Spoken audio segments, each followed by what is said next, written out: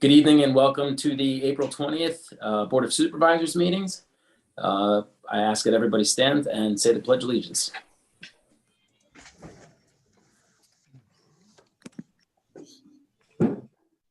Pledge allegiance to the flag of the United States of America and to the republic for which it stands, one nation, under God, with liberty and justice for all.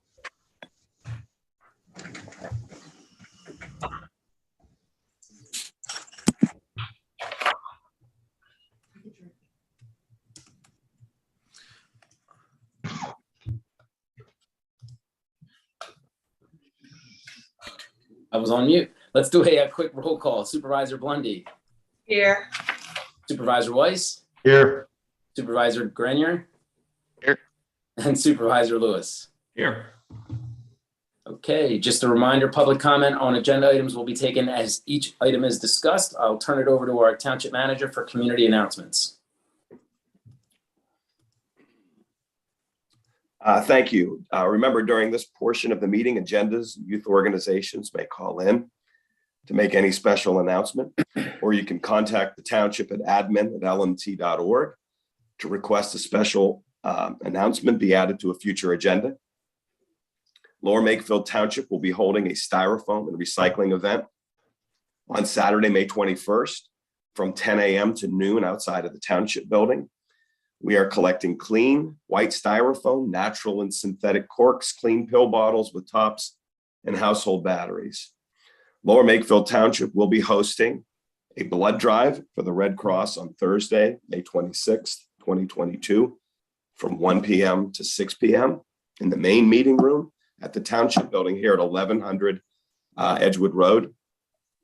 If you look online, we do have that you can connect right from the agenda on the website to schedule an appointment. I know we've had some people call that are actually very excited about the possibility of doing this, even staff members who were in the last number of years having trouble finding these opportunities locally to take advantage of.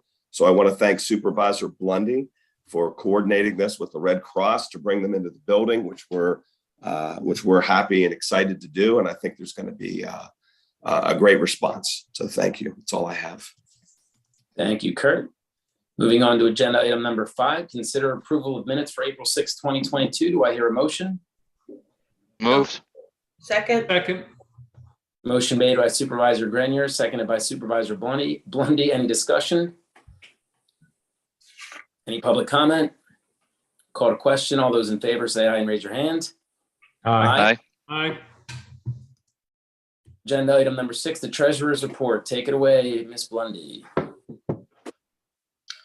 Yeah, we're just going to move forward with consideration of the warrants list initially for March 21st, 2022. So I move to approve the warrants list for March 21st, 2022 in the amount of $634,651.82. I'll second. Thank you. Any discussion? Any public comment? All those in favor say aye and raise your hand. Aye. Aye. Opposed? None. Motion carries 5-0. I'll make another motion to approve the warrant list from April 4th, 2022 in the amount of $388,818.28. I'll second. Any discussion? Any public comment? Call to question. All those in favor, raise your hand and say aye. Aye. And that's the end of my report. Did you have one more for April 18th? I do not. Okay, thank you. All right, so moving on to agenda item number 7. I believe Kyle Melander from Representative Fitzpatrick's office is here to give us an update on the FAA's findings. Can you bring him in? There he is. Hey, Kyle, how are you? Hey, I'm good. How are you, James? Excellent. So if you want to give us a synopsis of what the FAA found regarding Trent Mercer Airport. Yeah, sure. So I just want to start by thanking the Supervisor Board for allowing me to speak today. So for those that don't know who I am, my name's Kyle. I'm the Congressman's, Kyle Melander. I'm the Congressman's District Director.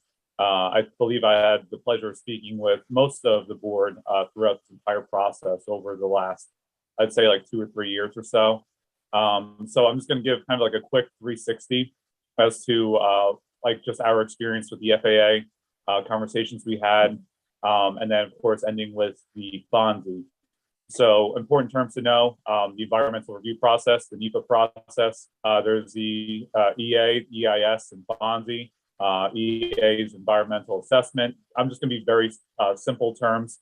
Obviously, there's a much thorough definition for each one, but environmental assessment is, let's just say, a low standard for an environmental review. And EIS, environmental impact statements, much more higher level environmental review. And a FONSI is a finding of no significant impact. That's determined after the environmental review process, or that's the last stage of the environmental review process. So just kind of talking about the master plan and things that we've experienced. So throughout the process, I mean, I think the biggest concern amongst the constituents were, well, obviously the airport, but the master plan itself. We were concerned that the Trenton Mercer Airport sponsors were segmenting the project. So what that means is they were taking, like they were breaking apart the big master plan and making it look like there were minimal impacts in the environment. So for instance, let's just say clearing of trees and land. They argued flight path and parking lot. Another segment was the runway. They argued that was for taxiing to make it more convenient for planes. And the final one, and the biggest and most important one, is probably the new terminal, which would make it 4 gates inside one centralized area instead of 2 gates indoors and 2 gates outdoors. The reason why that was very contentious was because they were building a brand new facility over existing wetlands that we believe had high levels of PFAS in it. For those that don't know what PFAS is, it's a very bad contaminant.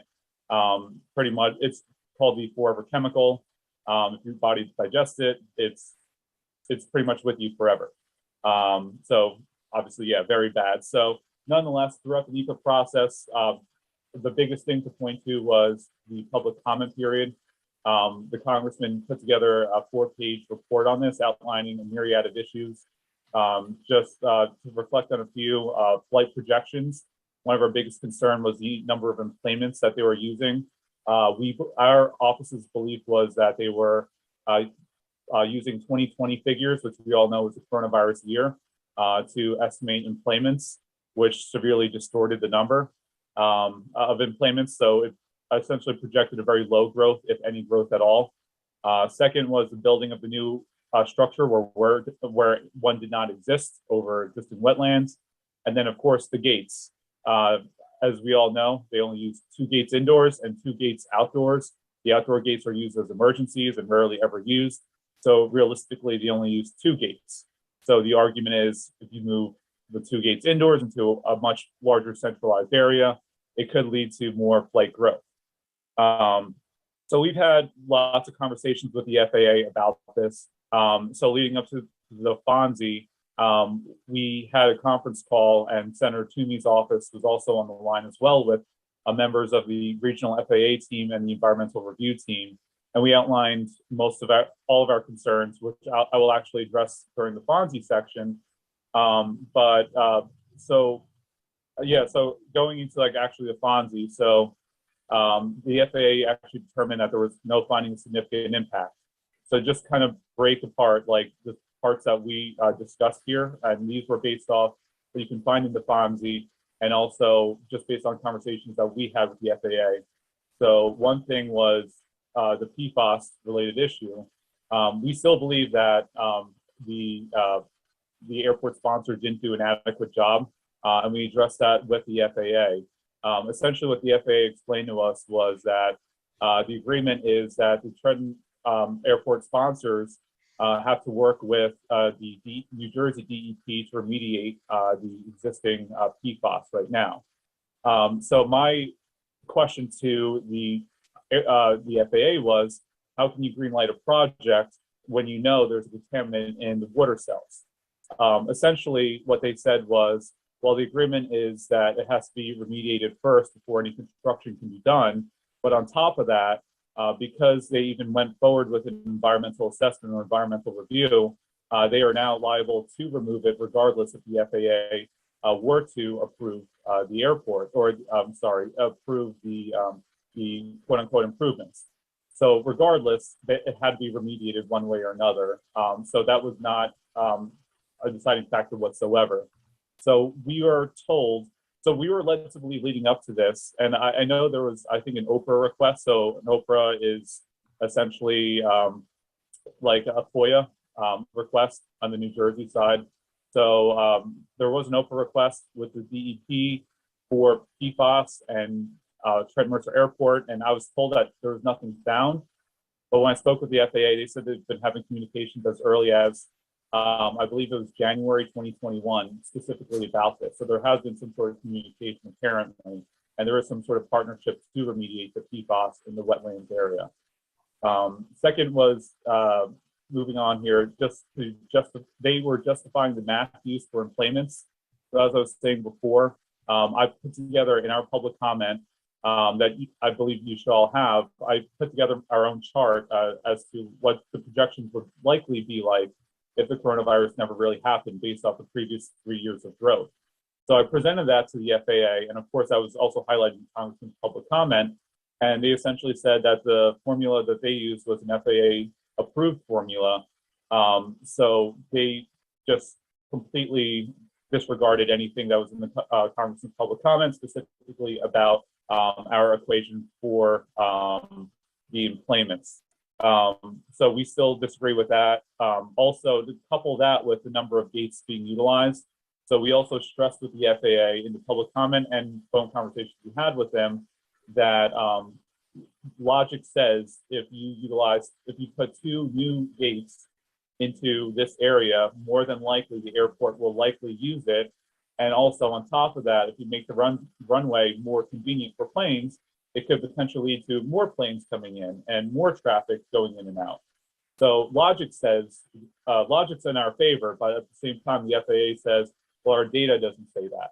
And our data says they have 4 gates. So therefore, there's likely not going to be any growth. So on top of that, we have to look at air quality and noise pollution. Because the FAA is looking at this formula, they're not seeing any projection of growth here.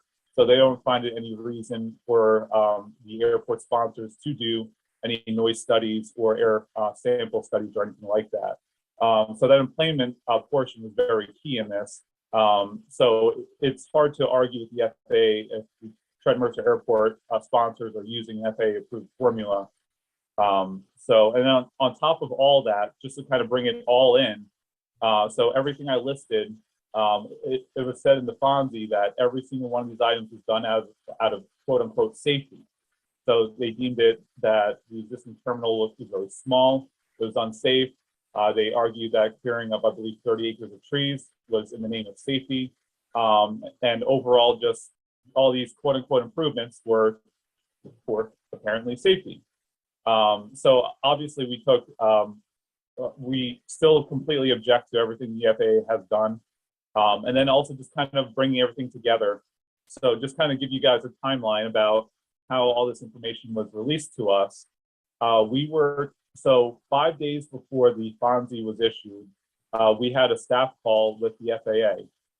And we brought up Trent Mercer Airport on that call. And in no way, shape, or form did they even say that a FONSI was coming down the pipe.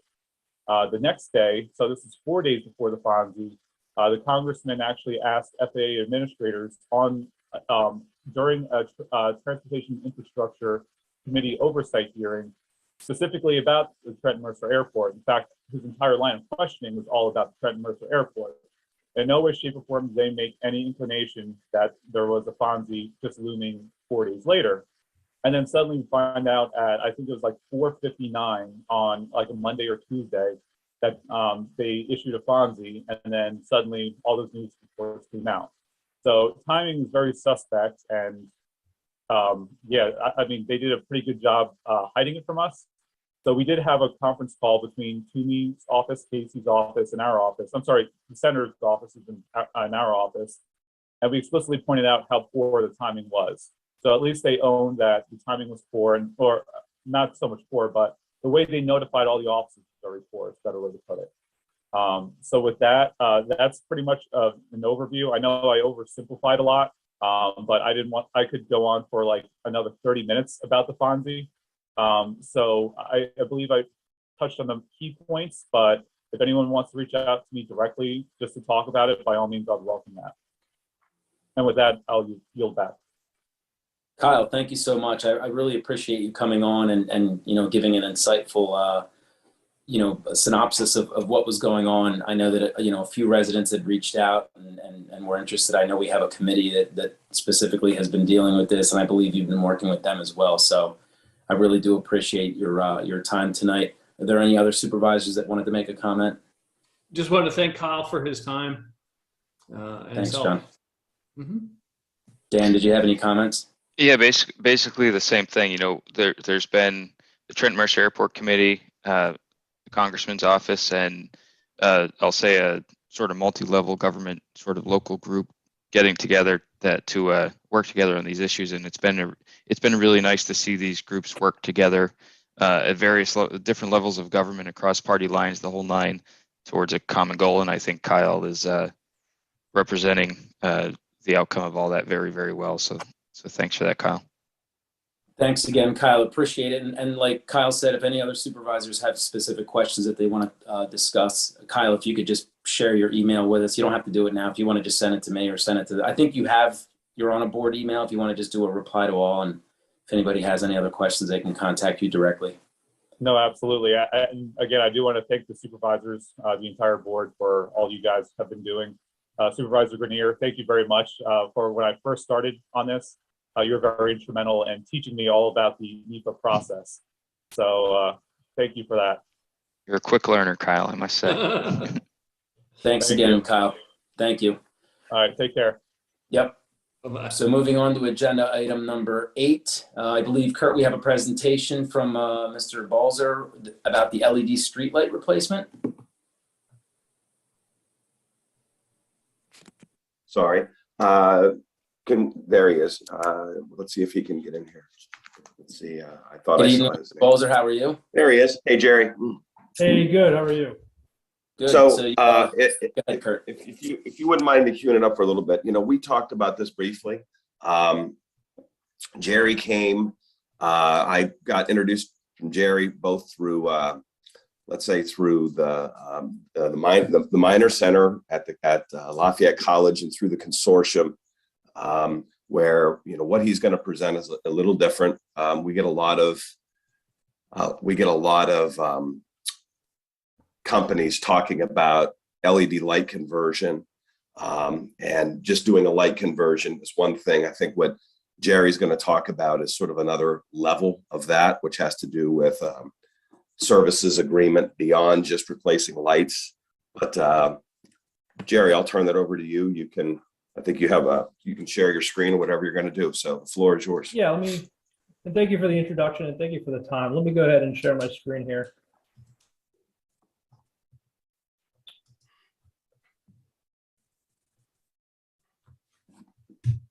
Can everyone see this?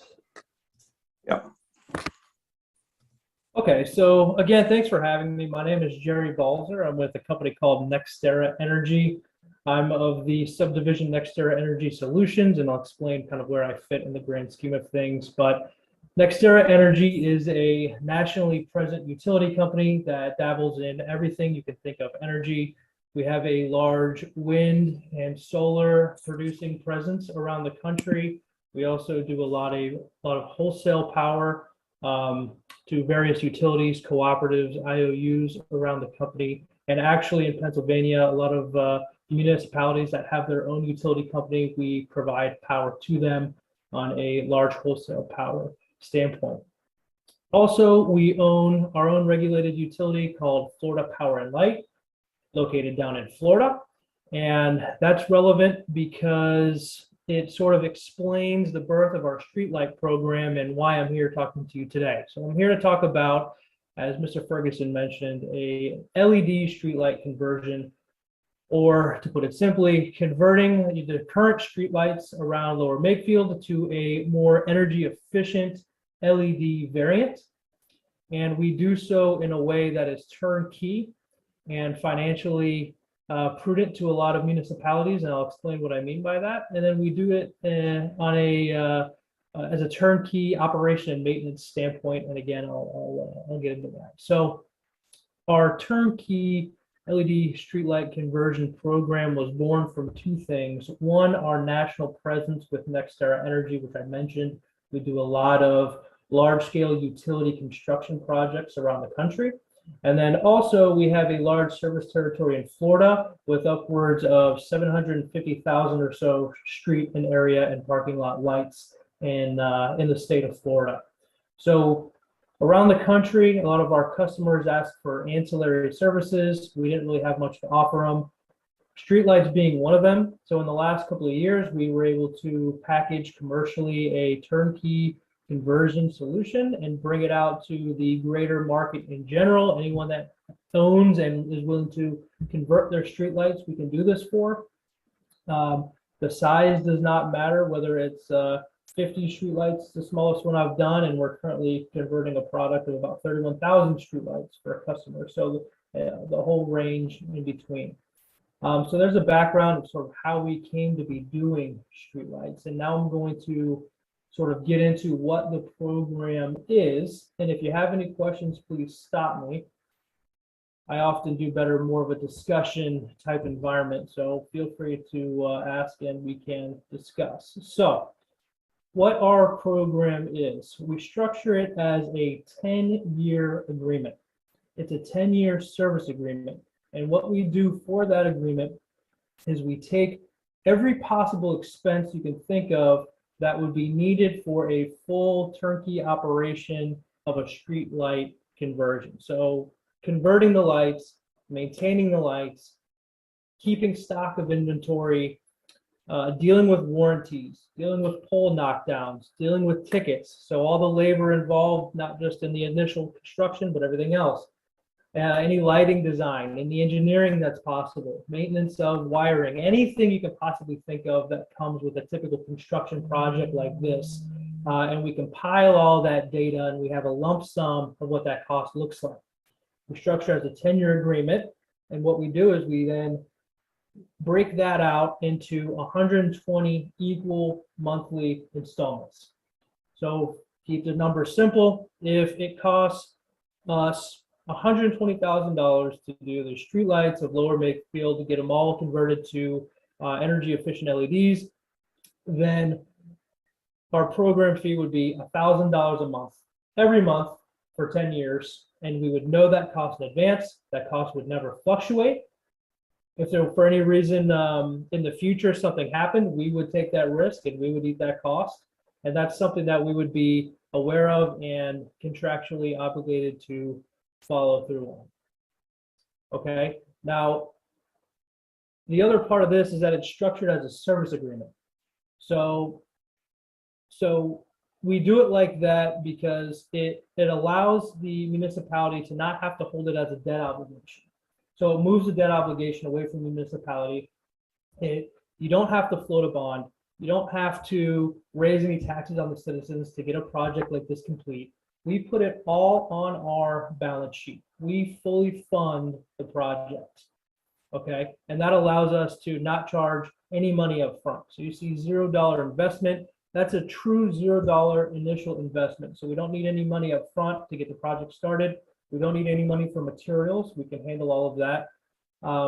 No payments of any kind are made until we are totally and completely done with the conversion project and we have it all buttoned up and you guys sign off on it. And at that point, still no chunk payment is needed. We would just roll into the agreed upon monthly rate that I explained initially.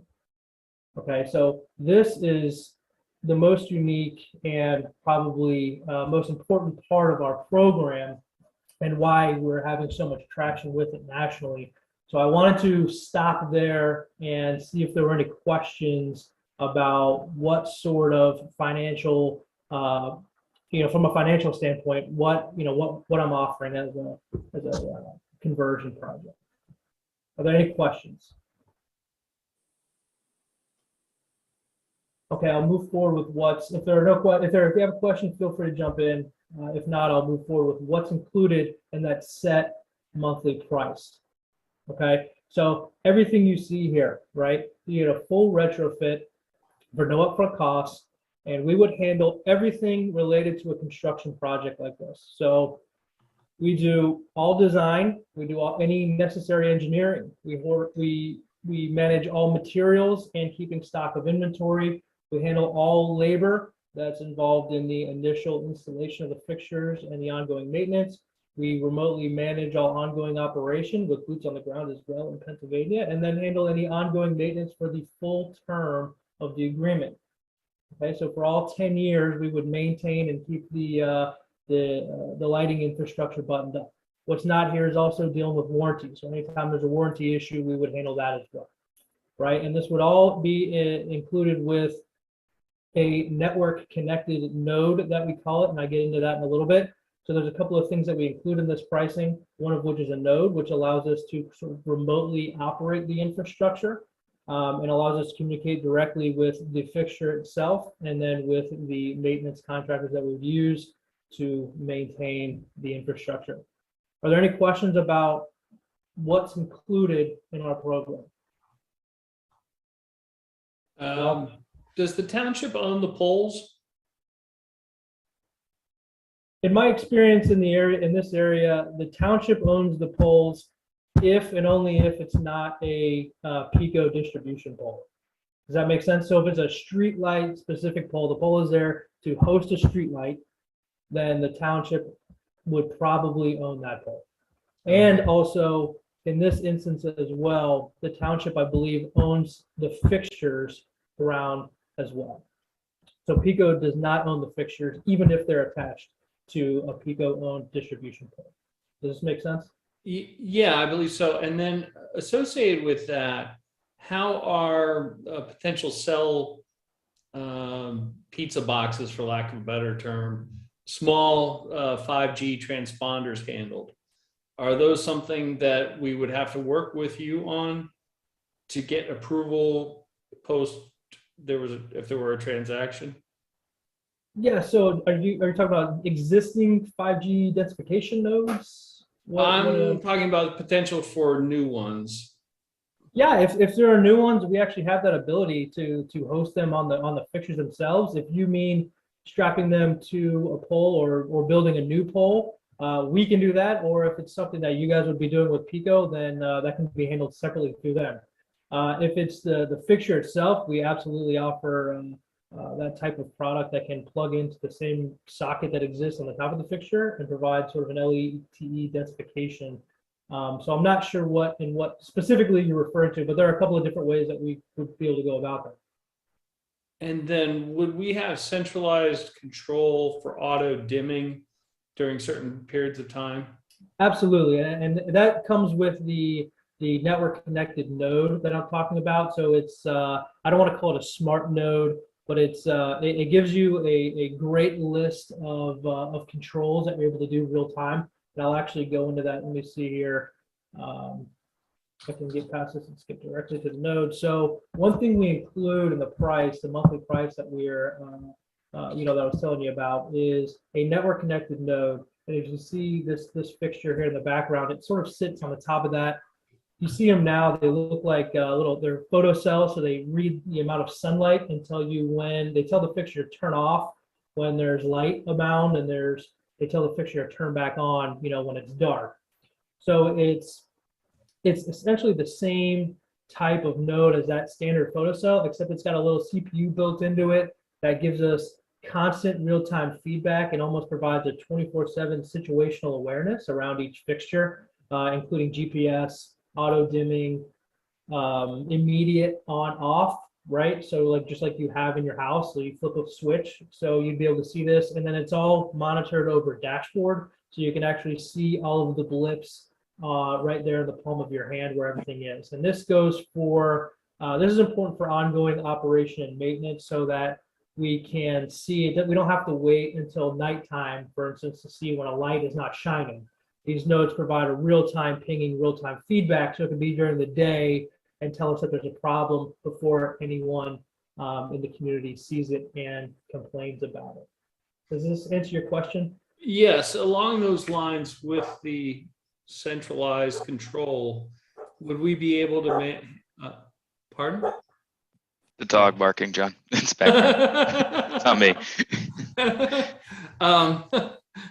So would we be able to make sure that, for example, if we wanted to dim or turn off the lights during specific times of year to handle the requirements for night skies, for example, to help with bird migration and to help with folks who might want to do astronomy and stuff like that, is that something we can also control from the central location?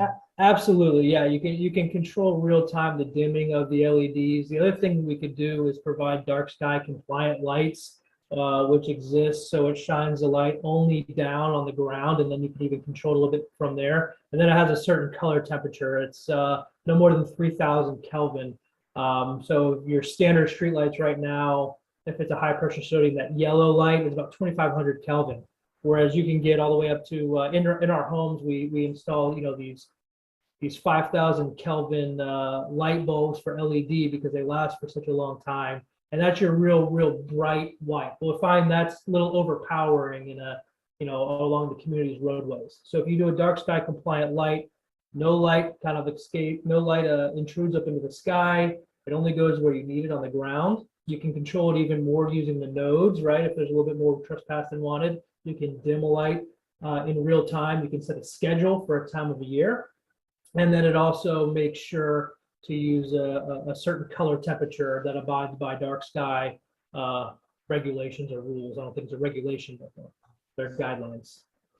And the bulbs that you'd be using for this, what kind are they?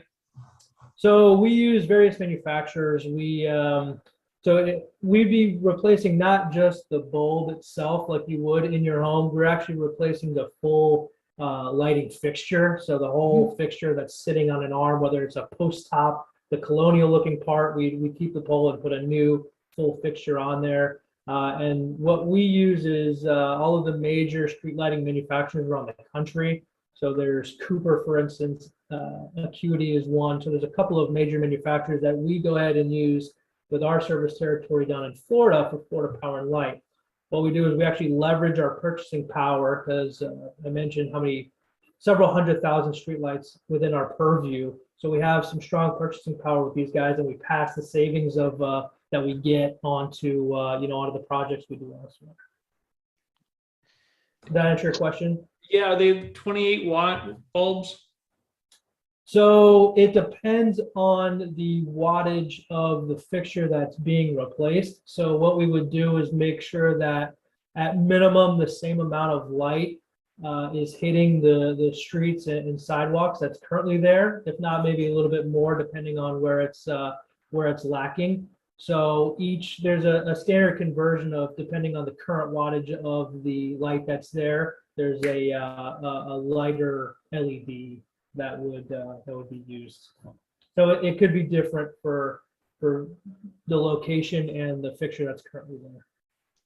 But typically your energy savings going from a high pressure sodium and then more so for like a mercury vapor metal halide, which is currently there. I think you guys have some LEDs converted, but for the most part, it's the older technology. You're looking at about a 50% plus 50 to 60%, maybe in some cases a little bit more of an energy reduction. So the wattage of the lamps being put in would be much less than what's currently there, therefore leading to a much lower energy bill. And to be clear, we would be doing the street lights only, which would have a positive effect on the energy bill, right? So it will reduce your energy bill. However, we have nothing to do with the energy bill. We're just reducing it. You'd still be paying it as you would today. Our goal is to allow you guys to pay for the lighting upgrade that is happening all around the country now, while really using the same, the savings that you're seeing in the energy reduction. And I think it's a positive from that. So it's sort of offsets. And if we can do that, if we can typically come in a little bit under, if we can do that, then I think we're doing our jobs. Can you talk a little bit about your control software? Is that something you've developed and is proprietary to you? No. So Here's an example of a dashboard, and I'm sorry I'm jumping around, but I'm Can more than Can fine. we with this. stay like where you were before we go ahead? I mean, John, can you hold that question so that? Sure, sure. Yeah, no, definitely. Yeah. I can, yeah, absolutely, I can go back. So, And Dan, I so- don't know if you had something before I go. okay, yeah. please. Thank you, Suzanne. Yeah, you can finish answering if you were in the middle of something. I don't want to cut you off, but John, are you pausing? I don't want to cut you off. Yeah, no, I can wait. Yeah, I can wait. No worries. So, Mr. Balzer, can you go back? You had gone from another slide more on the financial agreement side to the note. Can you? I think it's maybe one more back. This one? I think you mentioned this was a 10-year agreement. Yes, sir. What happened? So I'm familiar with the technology, and there's a lot of LED smart light technology providers, right? Right. I'm glad there are a lot of them because it gives us options, and it's a good thing. Simple question: what happens at the end of 10 years? Who in terms of who owns what? What would we have to do at that point? You know, the basics. So at the end of 10 years, if we structure it as a service agreement, there's three paths essentially. One is you tell us that you're done and we can take our equipment and go, right? So that's one. You say, go, get out of here. Our contract is complete. Thank you very much. And then we would come in at no expense to you and take our things and leave. And then you would be able to, and it would be well in advance. It wouldn't be overnight. I don't mean it sound like that. It would be well in advance. We discuss and agree to this, and you would have time to then figure out where you're going with your lighting infrastructure thereafter. Sorry, I just want to make sure I understand. So the monthly cost, like the numbers you run, that basically converts to a monthly fee, right? That that's times 120, whatever it is. At the end of that 120 months, if basically you can, I don't want to say you can take your ball and go home kind of thing. Yeah. If that's, okay. One, if that's what you want. So there's three. That's one. You say, thank you. We've found another solution. We're going to be moving forward with that solution. So that's one way, is a clean cut. And that's built into the agreement. The other way is obviously continue to move forward with us. So we've already done the fixtures, and it's a little bit more of a reduced kind of a maintenance contract thereafter, right? So continuing forward with us obviously would be an option. And then there's the option of transferring ownership of the assets that we put up to you guys. And the way that works is that a third-party neutral engineering organization would come and assess the current value of the assets. And it would be, like I said, third-party neutral to keep everything fair.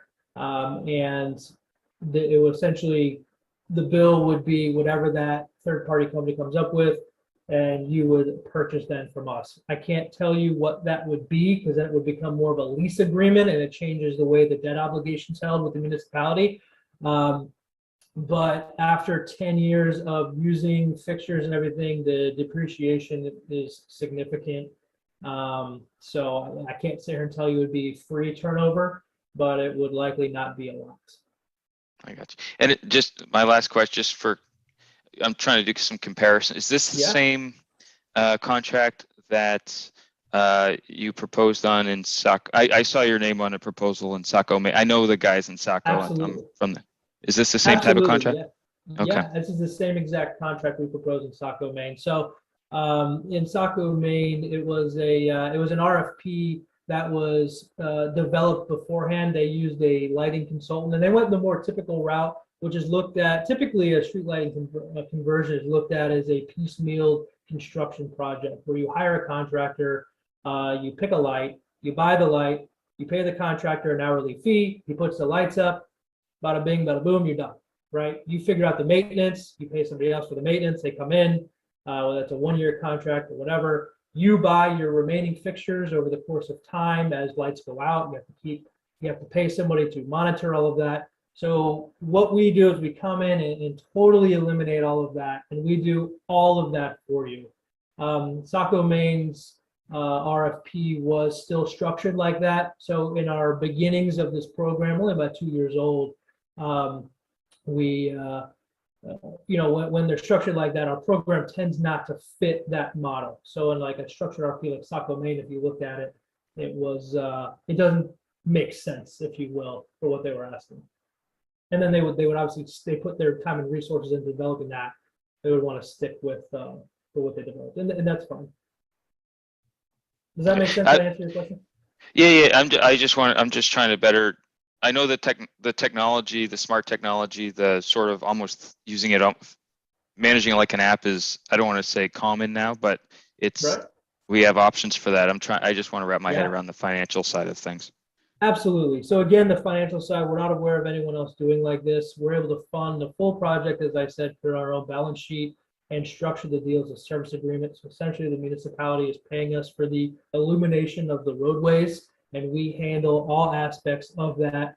You're just paying us a monthly fee to make sure that your roadways are illuminated and taken care of, and they're out of sight, out of mind for you. Did I answer your question? I think so. Yeah, I'll go on mute now because I know others have questions. I want you to keep moving through it. So thank you. Absolutely. Yeah. So is the 10-year then like some kind of magic number, or is that subject? That's just what we developed our financial model around. Because there's still a cost. We're putting everything on our balance sheet, but there is still a cost of materials that we have to take in. So there's a certain amount of time that we need to make sure everything is good from like a depreciation standpoint. It's a financial analysis that was done that is beyond my means, but people with degrees higher than mine were able to come up with a 10-year as a number. So is it helpful to understand, or is there, I guess, like I'm trying to understand what the life expectancy of the LED, or like, Yeah, so the life expectancy of an LED, I mean, is especially from a street light standpoint, they say anywhere from 10 to 25 years. The way they find life expectancy of a light bulb is by putting 100 lights in a room and burning them 24/7. And when 50% of the lights go out, that's the life expectancy. So it's almost like a half-life. So the LED street lights that they're doing that for have yet to reach a 50% reduction. Any of them. So it's still sort of a guesstimate as to how long they're going to last. And we're quickly coming up upon the 25-year confidence of a street light lifespan. So right now, the common age use would be like a 20-year life cycle. So we have equipment there now, antiquated though it probably is. You would come in, swap out new, more cost-efficient stuff, and then in 10 years, if you left, if we ended our relationship, you would take your stuff and go home if we chose that option, and then we would have and we would have to replace what was now missing. Like we have basically if that was the option that was chosen. I mean, hopefully everything would be going well enough that you would either want to keep those assets and move forward with them, or continue on with us would be my intention. But that one that I led with, unfortunately, was yes, that's how that would go. Is that we would do that at no cost to you. We would be able to remove everything and allow you to move on with whatever you chose to do. So, here comes the proof that I'm not the scientist on the phone. There are some LED lights that literally blind me.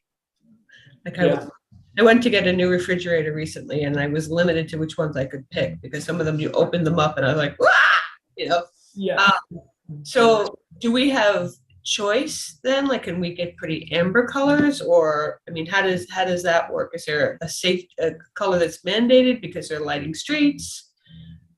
Yeah. So what you're probably seeing in your refrigerator was what I was talking to before, where it's at like really intense 5,000 Kelvin.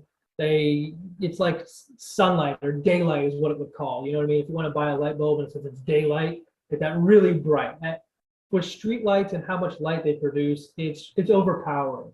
So there's dark sky compliant lights, or even lights that are just a little bit more gentler, a little bit warmer is what it would be on the Kelvin scale, but still, have a higher color rendering index. Like, so there's still a higher quality of light than the older technology. So it's not that yellow hue, right? You can go a little bit above that and not be blinded by the light, if you will. And also, the thing about those HID lights, those older technology lights, is that they throw light everywhere. Where an LED is very, it's very angled. Like you're able to place it where it needs to go a lot more effectively than when light is just kind of thrown everywhere, including in the dark sky compliance light, not up.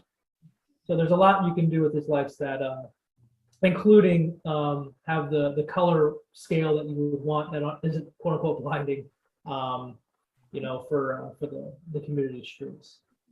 Did I answer your question? Yep, thank you. Of course. Any other questions?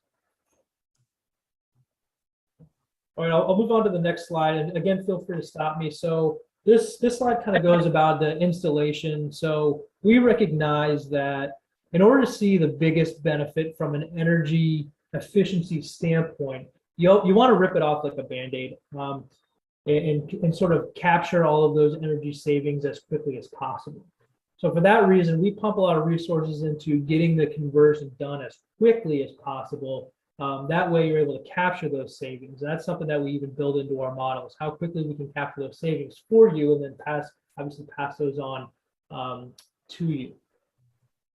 We have a lot of experience in streetlights. I mentioned how large our service territory is in Florida. And then we have a lot of experience with large scale utility construction projects, wind farms, solar farms around the country.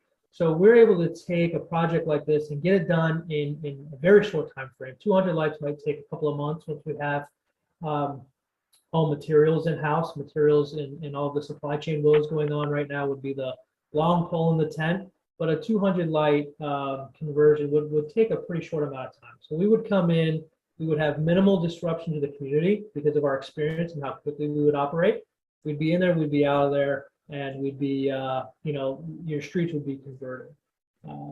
As a reference, we did Schuylkill Haven, Pennsylvania. So it's a little bit farther north of here. They have a municipal utility, and they were about 500 streetlights. We were able to convert that very quickly in less than 6 months. And then we've also done a 31,000 light customer in Texas, and we'll do that in about 12 months. So we can ramp up and get these done pretty quickly.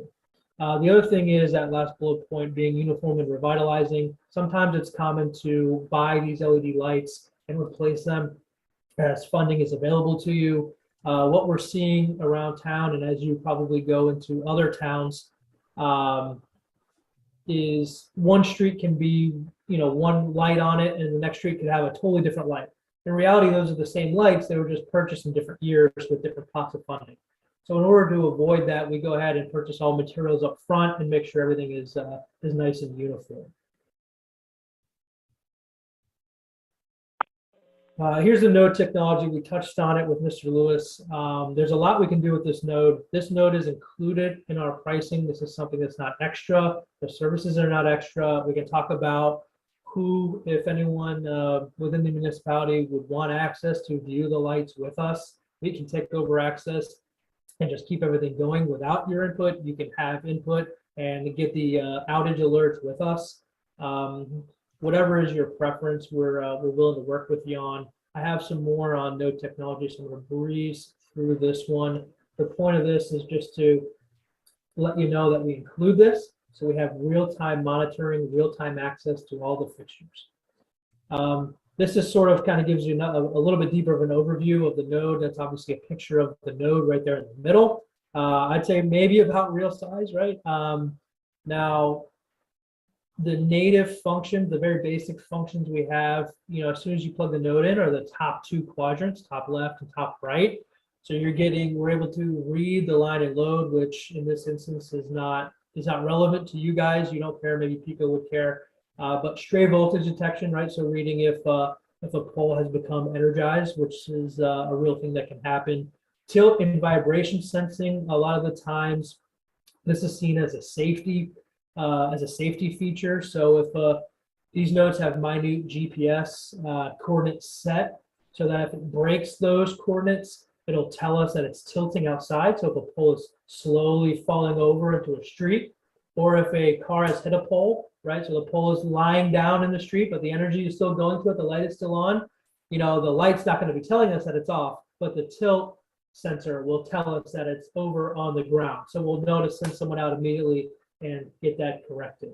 Last gas technology down here, I'm looking at the last check in the upper left quadrant, tells us it uses its last bit of energy when the light goes out to tell us essentially a timestamp of what happened.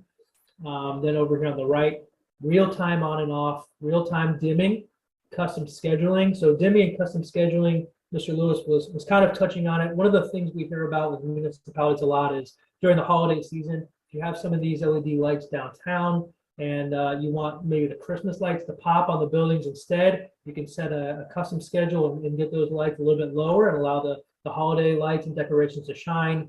You can also do it in around a park, for instance, with a concert or a parade of any kind. You can really have real-time control of these lights. Again, and then obviously the last point up in the upper right is the overall energy consumption. It's giving us that data. Now the bottom two quadrants are expanded optionality. It's if your community went into more of like a smart city operation where you wanted air quality sensors, wind speed, for your what sounds like your future airport expansion. You can add in your smart parking and your smart garbage capabilities if you ever dove that deep into it. Beaconing, so if you had a historic site and you were near a streetlight, someone can connect to it and it can give you some friendly information about that historic site. So there's all sorts of things that you can do with this, none of which are AI driven in monitoring. It's all like on off, that type of control. And those aren't necessarily built in when we provide our program, but they're good to know that they're there. So if you ever got into those in the future, your streetlights will be ready to jump in and play. But really the top two quadrants are the more realistic things that we look and we can use and we can provide real-time feedback. Any questions on what the node can do? Any further questions? And then obviously it functions as a basic photo cell at the top. So it tells it reads the sunlight levels. So it'll know when the lights needs to go. Mr. Bowser, Absolutely. with your expanded optionality, can you just, the question came up, can you like change the frequencies of the lights? So say on a holiday like July 4th, turn the lights red, white, and blue or something like that? So we don't deal with anything like that. It would probably be contingent upon what fixture we used. We typically don't use fixtures like that. We try to remain as cost effective as possible. So the maximum energy and money savings are seen. If those exist, and this light would be able to interface with that, absolutely. So if we had a light that was able to change, we would be able to use this node to sort of control them. Did that answer your question? Yes, thank you. Any other questions about the capabilities of the control node itself? And I'm almost done, I promise. We'll move on. So I had this up briefly before. This is sort of an example of a dashboard. I think this is the one in Texas. So every one of those dots on the map is a node that's sitting on top of a fixture, and we get just all sorts of data. The other thing that we do with this data is we have sort of a software backbone, right? So this dashboard we'll get now is something that we can all have on our phones, iPads, computers. We look at it. It's not an app. It's cloud-based, so it's a website essentially that you would have credentials to log into and just see all this in real time and have real-time control over it. The other thing we do is have this backbone software that is not seen. So when one of these lights flickers that it's or shows us that an alert comes up that it's out, our backbone software automatically sends notifications to my phone, to your phone, to my email, and it automatically generates a ticket to the maintenance contractor. And so without having to call them and ask them anything, we've already contracted with them, so they know exactly what to do. They get an automatic ticket, they just go out and fix the light, and it's done. Right, so we have all of this automation built into this. Any questions about this dashboard? There's really not much to go over this. Next time, if we can talk further, I'll bring up like a real-time view of it, so we can click around in this and show some of the different data analytics that come out of this, if you're into it. But this sort of gives you a general idea of what we're looking at and then the notifications it gives you. Any questions about the dashboard? Okay, and then here is a diagram showing, sort of the circular method that's used. So again, this is all automated. The central management system, which is the dashboard and the software that's being used, which it came up before, it's not ours. We're using nodes from, we have 2 manufacturers, and the nodes connect via existing cell towers. So one of the manufacturers uses Verizon, and then the other manufacturer uses AT&T. Very simple. And the existing cell towers are what enable these nodes to kind of communicate to the dashboard. The dashboard automatically communicates to the truck. The truck then goes and takes care of the light, and then the light gives real-time feedback back to the central management system. We as users monitor this and can jump in if anything outside of the ordinary is needed. We are here to act as a personal touch point for you. So you guys in the community, we would be the ones there. It would probably be me specifically that would have the phone ready for any phone calls. So if you did get a complaint, we'd be able to field and explain what's happening and that everything's on route. Anything that would need. So I don't want you to think you'd be signing up for a bunch of robots managing your system. We would be there. I would be overseeing this daily. Any questions about our processes? Okay, that's everything I had. Thank you very much. If there are any questions at all, again, the financial piece is the piece that makes it unique, structuring as a service agreement. I'm happy to kind of dive into those numbers if it makes sense in the future. Well, all we need is just sort of the lights that are there now and then confirm what their replacement is. And it's a pretty quick process of identifying what a monthly payment would look like for the set amount of time.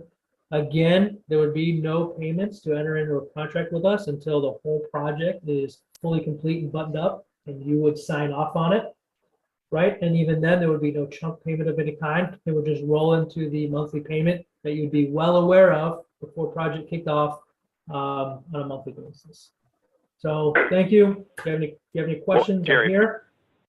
Yeah, James, just this real, is Kurt. Do you mind if I just jump in for a second? Yeah, I just had one quick question for you actually before that. John had asked whether or not we own the poles, right? We own our own light poles currently. You will own, so you'll own the poles that do nothing but host a streetlight, right? So those decorative poles, any pole that's sitting on a wood pole that does nothing but own the streetlight. Pico will own the poles that have power lines connected to them. Correct. Yeah, no, I was actually asking Kurt that we currently do. I'm so sorry. That's okay. So that's okay. So I just want to, and I apologize. I lost my microphone on the computer and I had to call back in. So if I'm saying anything redundant, I apologize. So as I think Jerry said in the presentation, and we have listed about 220 or 221 lights. During this process, we actually determined, and that's the total lights in the township, both owned by Pico and the township, but we actually have 261 lights in the township, meaning over the years, there were somehow lights were put in that were never picked up on a bill somewhere and we're missing about 40 of them. So there's actually about 260 lights in the township. I'm not going to give you a specific number because I don't have it in front of me, but of those 260 or so, we own probably 60 to 70 of those lights is how many, poles, excuse me. That's about how many we own. So about 30%. All right, thank you. And do you mind if I just keep going for another second? Oh yeah, no, go ahead. Yep. So, part of this in the end would be, as Jerry was talking about with these poles, we just haven't had an active pole replacement plan as an example.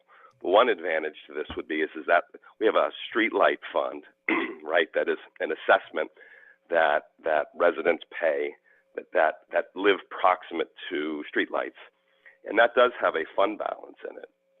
And the amount of the bill, both with the monthly service agreement that you'd pay and the reduction of the electric bill that would be anticipated of, let's say, 40 to 50%, would lower the expenses every year in that account.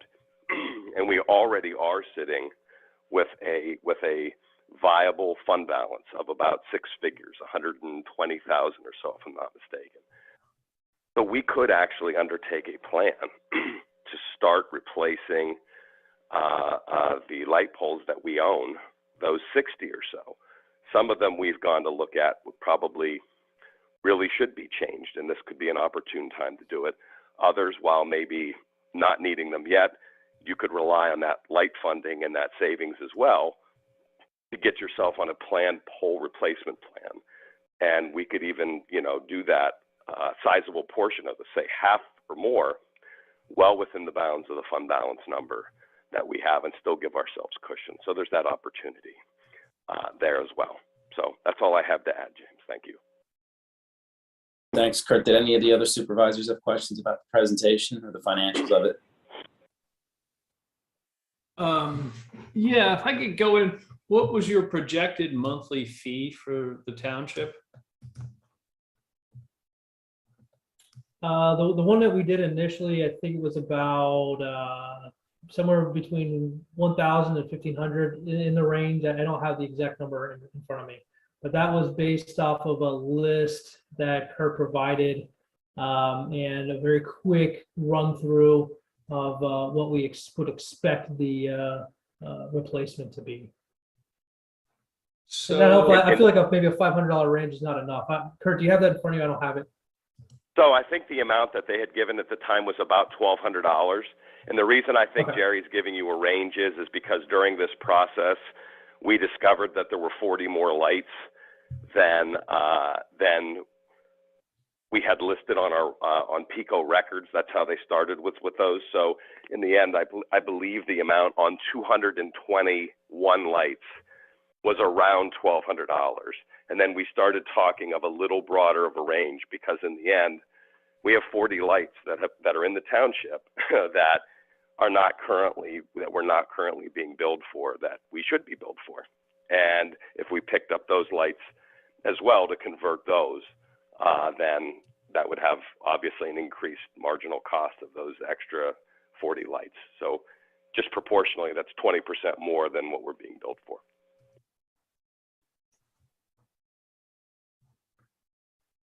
So it's $1,200 a month divided by 220 is how much we'd be paying per light then, right? As of right now, I mean, it comes out to be about $6 a light if you wanted to do somewhere between $6 to $7 a light. Okay. And then that's guaranteed for 10 years at that rate. Okay.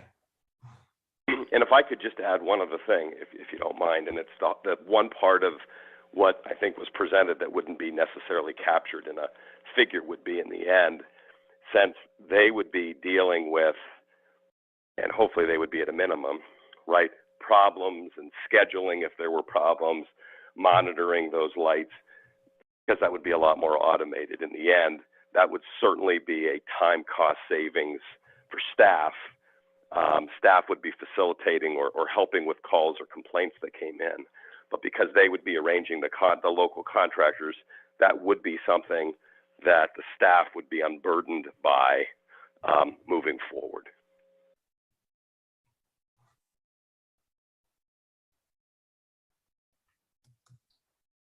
And that's actually a good thing to point out, because it's not just the maintenance piece of what you're actually paying the third-party contractor to fix your lights today, whatever that monthly cost is. There's also sort of that ancillary payments of who you're paying to kind of take on those tasks, outside of their normal daily activities, including the sitting on extra materials, handling warranties with the manufacturers, those types of things. We remove totally as well. So, hey Jerry, real quick, are you dealing with any other municipalities in Lower Bucks right now with this product? In Bucks County, no, I'm not, sir. Right now in Pennsylvania, we're fully buttoned up in Schuylkill Haven, Pennsylvania, which is a little bit farther north. I know it's not really in your area, but in Bucks County, no, we're not. Okay. Dan, I think you had a question. Yeah, kind of sort of related to that. Jerry, if we put this, would you be able to provide us a detailed proposal that breaks out costs per year per light, maintenance agreements, all that stuff, if we took this to RFP, so that we could do a side-by-side comparison against other providers? The way we do it is as sort of a total package. We don't break out the costs because there's so many different things that are kind of taken into that, which typically other people don't do. For instance, I mean, even just finding a packaged maintenance deal, but there are a couple other things, but we typically do not break out the cost. Now, if you went to RFP, I mean, we would be happy to respond. You know, you obviously found one on the internet that we do respond to, so I do RFPs, but we typically don't break down the cost like that. Yeah, well, I didn't just so you know, I didn't just find it on the internet. I actually spoke to the folks that ran the RFP. Oh, great. For Saco and the 4 or 5 surrounding municipalities that did the same process, and even the folks in Santa Fe, New Mexico, who were holding that up as like the gold standard of RFPs for this stuff. So I did my due diligence. I don't know if anyone else spoke to them from the township, but I was just trying to figure out, because the technologies are very similar across the board, because other companies offer similar service packages, smart lights, etc.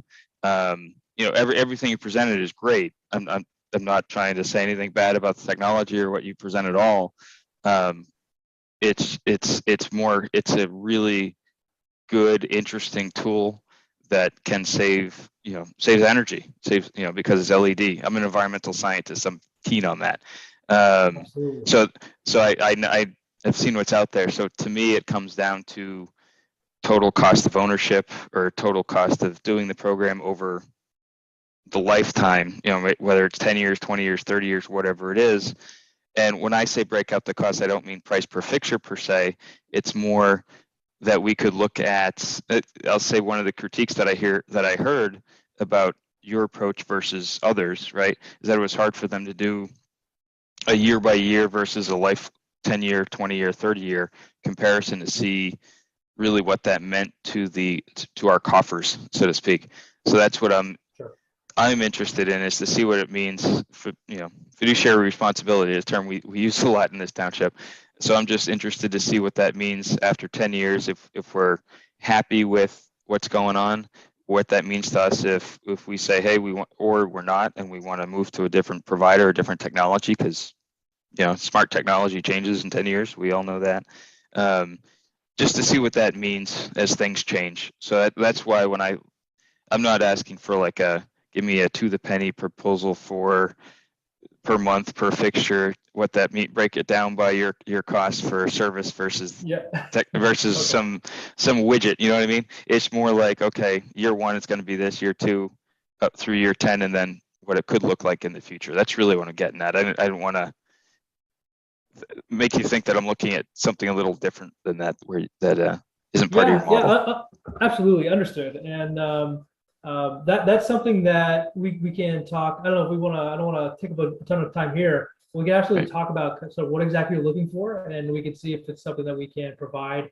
I will say, depending on the type of agreement that the municipality is looking for, if it is to sort of transfer that debt obligation away from themselves, then getting into the exact numbers, it gets a little bit hard, because then it sort of gets it more into like a lease accounting rules of leasing physical assets. So it's a little bit different, and then how it's treated. So it might change pricing a little bit, things like that. And then obviously how the debt obligation would be held against the municipality is the main thing. That's our main differentiator, would be that pricing model. But I want to make sure that your question is answered as well as I can. So I'm happy to take it offline, and we can figure out how to get you the information that you need.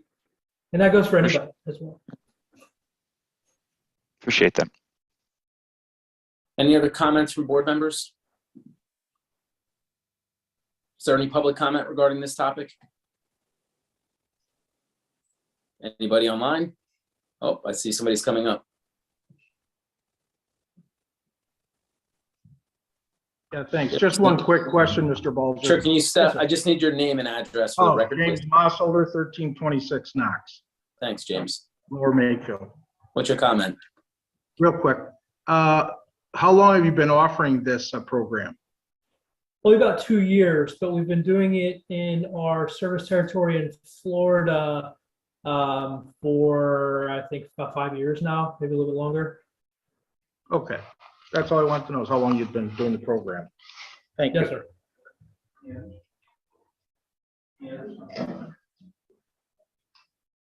That's it, Jane.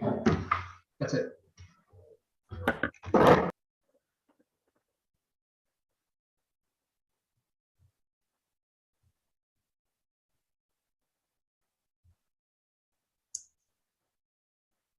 Hello. There you go. Oh, sorry about that. Jerry, thank you so much. I didn't see any other public comment or anybody on the line. I appreciate you coming out and giving us the presentation. It gives us a lot to digest. I encourage any of the supervisors. I know, Dan, you're going to have some additional questions outside of this for Jerry or any other supervisor to circle back with Jerry. And any additional questions you can give us, it would help towards the decision-making process. So thank you again, and have a great night. Thank you for your time. Take care. So moving on to agenda item number 9, the engineer's report. Mr. Andy, floor is yours. Yes, hello Supervisors. You have within your packet my engineer's report. I have no specific agenda items, but a couple of quick updates for the pool painting project and the tennis court / basketball court repairs projects. Those notice to proceeds were issued recently, and so we are expecting construction to start shortly on those 2 projects. Also up on pen bid, we have advertised and we have available for bidding the 2022 bike path renovations project. That is scheduled to be open on May 11th, and that will be we'll be bringing those results to the second meeting in May for your vote on that. And then the contracts have been drafted up for the 2022 road program. We'll be sending them out to the James D. Morrissey, who's the low bidder, and we expect that to ramp up and start with construction within the next couple of weeks. That's not to say that they're going to be out there paving roadways right away, but they've got a lot of work on inlets and ADA compliant ramps that they need to do in advance of milling and paving the roadways. But that work should be started within the next couple of weeks as well. And that's all I have. Excellent. Does any of the supervisors have any questions for Andy? Yeah. James, real quick. Yes, sir. Andy, I have 2 for you. One I see in your engineer's report, but I keep getting questions about it from residents. Can you give us the Reader's Digest version where we're at with Bright Farms?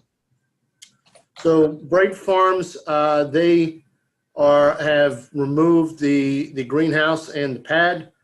They had reached out to us for bringing in clean fill onto the site so that they could put topsoil down in the area of the greenhouse and stabilize that. Today, they had sent over, they had sent over a couple of days ago a revised soil sampling and also the DEP clean fill form. So we approved that topsoil. I believe they're going to be starting to bring topsoil onto the site later this week. And I know we're going to get this question, and you just made me think of it. For topsoil, do you know what approximately how much in terms of thickness or depth we're going to use, and if it matches what's there from a farming perspective? I'm just anticipating a question. I don't know it off the top of my head, no. Okay. And then my other question, I just saw, this is on Woodside Road Bike Path. Looks like we submitted the NIPD's permit application package DEP about 2 months ago. So I'm just wondering, we're probably in the time frame where we should be hearing at least some comments back, or at least make sure it's administratively complete, all that good stuff. Is that moving forward to your likeness? Well, to my likeness, no. I wish we'd well, you wish you already had it. I get it. Yeah, I wish we'd had the permit a month ago. But so No, I have not heard back from DEP, so we don't have initial comments from DEP. We're going to reach out to them. Basically, you reach out to the regulator of the day, and then they get a status on that. And so we'll do that. Okay, yeah, it's just getting to the point where you expect to start hearing something from them. So I'm just curious. That's all. Yes, absolutely. That's all. Thanks, Andy. Thanks, James. Yep, no worries. Anybody else? Okay, so I think we are moving to agenda item number 10, project updates. Sandy Run, traffic engineer, made additional recommendations. Kurt, are you still there? I am. I'm here. Okay. So I'm sorry. Did you throw project updates to me? I'm sorry. I was unmuting myself. I just didn't know if there was anything. I think Dan, you just talked about item D. Was there anything else on the project updates that anybody wanted to talk about? Well, let's start with the first thing. We will be working on an RFP for design services for the Regency project that we talked about at the last meeting, even though that's not a project listed on here, that will be something that we will be putting together with both our community development director, Mr. Majewski, Mr. Fiacco, probably get Greg Hucklebridge involved as well. So we will be working on that. Also not listed in here, that is, I know something that Dan has been asking about is that we did clear that area that you had mentioned, Dan, that you had seen. In Memorial Park, right? At Memorial Park, yes. So there was 2 mounds. They were both removed. All the material that was taken from there is now in the public works yard.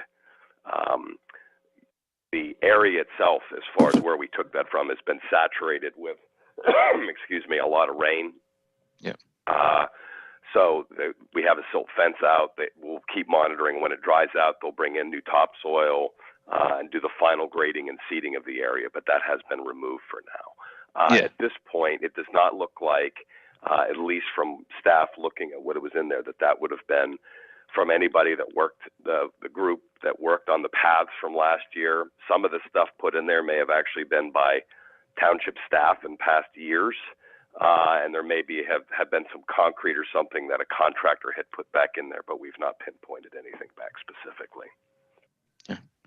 Thanks for coordinating. And I ran by this weekend and saw that the work they had done, and obviously they got, at that point, the silt fence was up, the materials were removed, and it looked like they still had they would use heavy equipment, so there were some ruts in there because it was wet, as you'd expect, but the silt fence was up, which was good. So it looks, at that point, they still had some final grading to do to take care of the ruts, but that's what you're talking about. So it's moving along, so that's good. Okay. Thanks, Kurt. Do you want to move down to number 11, manager's report? Sure. Since I'm only on the phone now, is Monica? Yes. Hi, everybody. For Monica's going to be here for letter A, excuse me. Go ahead, Monica. Sorry, I look like I'm in a weird dark dungeon right now, so apologize. I'm having It's a good theme music behind you. I know. So I'm here today to talk about Pickleball at Memorial Park. Hopefully we'll be opening the court soon. And with that comes, some of the organization and structure of that.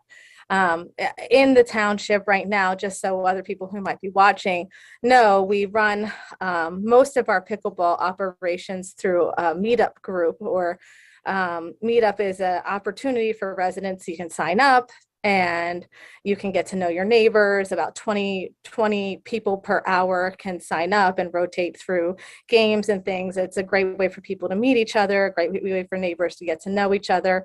And pickleball is a very social sport. So oftentimes, looking for those people to play with or how to learn or that kind of thing, that's how we run it. So we're moving into this new opening of the new pickleball court. And since it's Memorial Park and it's a little bit more sensitive, I did want to ask the board for, your approval to use the meetup also at Memorial Park courts as we start to open up. So, essentially the park board asks that we start small and grow as necessary. There are some high demand areas that we have, particularly with the intermediate group of pickleball, because we play by level, beginner, intermediate, and advanced. Intermediate and beginner are the biggest groups, so we're looking to accommodate that. And just to make a note, when I started 2017, there were about 60 people playing pickleball in the township. Today, I looked at our numbers. As of today, we had 275 people signed up for pickleball for this year, and 17 people had signed up in the last day, and we hadn't even had opportunity to check and see, you know, resident, non-resident, that type of thing. So we have only been allowing residents in as of late, just because of the demands and, you know, the overages with the meetup groups. So having this extra space will be great for the group. Now, we do understand that there will be people who do want to play pickup games, and the park board was, you know, really kind of wanted to see how things panned out on the court before they really overloaded it with meetup a schedule. So that's kind of where the park board fell when we met the other day. All right, so I'd like to make a motion to approve the limited use of the meetup at Memorial Park at the staff discretion as recommended by the Park and Recreation Board. Second. Motion made by Supervisor Weiss, seconded by Supervisor Blondie. Do we have discussion? Yes, John. So, Ms. Tierney, the meetup, does that cost residents anything to join if they want to get on the meetup? Yes, right now we did average rate 24, I believe it's 24.50 for the year to sign up. That just covers the cost of meetup for the township and just some of our administrative time. And but that allows people to get priority access then to the courts for Yep, specific hours. Mhm. Okay. Yeah. And the key, how much of limited use are you thinking now, just roughly, because I'm curious?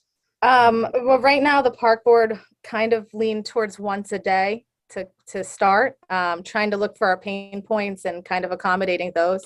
And as we check demand, we'll move from there. One idea we had, and we're looking into it as a staff, is having a people counter there at the site to kind of see on and off meetup times who's using the court. So we're looking into that right now to see what there is available to us so we can get a better tracking of, okay, so when we're in a downtime, are there any times that are in high demand that we wouldn't want to, you know, influence? We could use those numbers. So we'll be looking at that, and if we do find something, I'll probably be coming back to you with that. But I would like to see in those passive areas if we could start monitoring usage a little bit more. So yeah, no, I don't have a preconceived notion as to what the right amount of use is for meetup versus open. In general, I think all of us would want just that if you want a lot of hours available, so that if you want to do a pickup game of pickleball, you know, somebody's around, you want to say, hey, let's go hit the court, and just be able to do that on a regular basis, much in the way you feel like you can do that with the tennis courts too. yeah, and with that being said, we will publish a schedule, so that will be on site for people to see, to know kind of, you know, what the schedule will be moving forward. Awesome, thank you. Dan, you had a question? Yeah, well, first, I'm based on those numbers, Monica, I'm glad we decided to go with one of the 4 tennis courts as 4 pickleball courts. That was a wise move to at least attempt to accommodate the numbers, because I know they're growing. I'm curious. The meetup is starting to sound a little bit like a league, like one of our recreational leagues or one of the private leagues that play on our fields, and it seems like it's moving that way, because you have to sign up through Meetup, and sounds like we're charging an administrative fee to use Meetup, but not a sort of a league type fee. So I'd be curious, as you assess how the courts are being used and the numbers and all that stuff, I'd be curious to see if we begin to treat it a little bit more like an organized league. Because I'm sure at the meetup they have, like you said, they have different levels and there's more competitive folks, and you know, I'm sure whether it's a formal league or not is who knows, but I'd be curious to see and I'm not suggesting we do that now with this approach, but just as you monitor it, keep an eye on it to see if they start to behave like that. So Dan, just to follow up on that, we do run it completely through the township. We manage Meetup. It is not it's not in a league in the way that there are teams that are formed or there's no coaches. It's not, it's not like that at all. No, It's I know. purely recreation. So yeah. anything that evolves from here will evolve through the Park and Recreation Department directly. The leagues are run by outside organizations. There's teams, there's referees, there's competitions, there's travel, there's all that stuff. Now there is interest in some competition, but at this point, my interest lies in accommodating the recreation needs of the many. So here's your chance for a PSA. Can you tell folks that are interested in pickleball that are not as like myself? Where would they sign up on the meetup and where would they go for more information about how to sign up for the meetup and meet other pickleball players or aspiring pickleball players? Okay, well, right now, so Dan, also I want to mention we do plan to stop using the company meetup.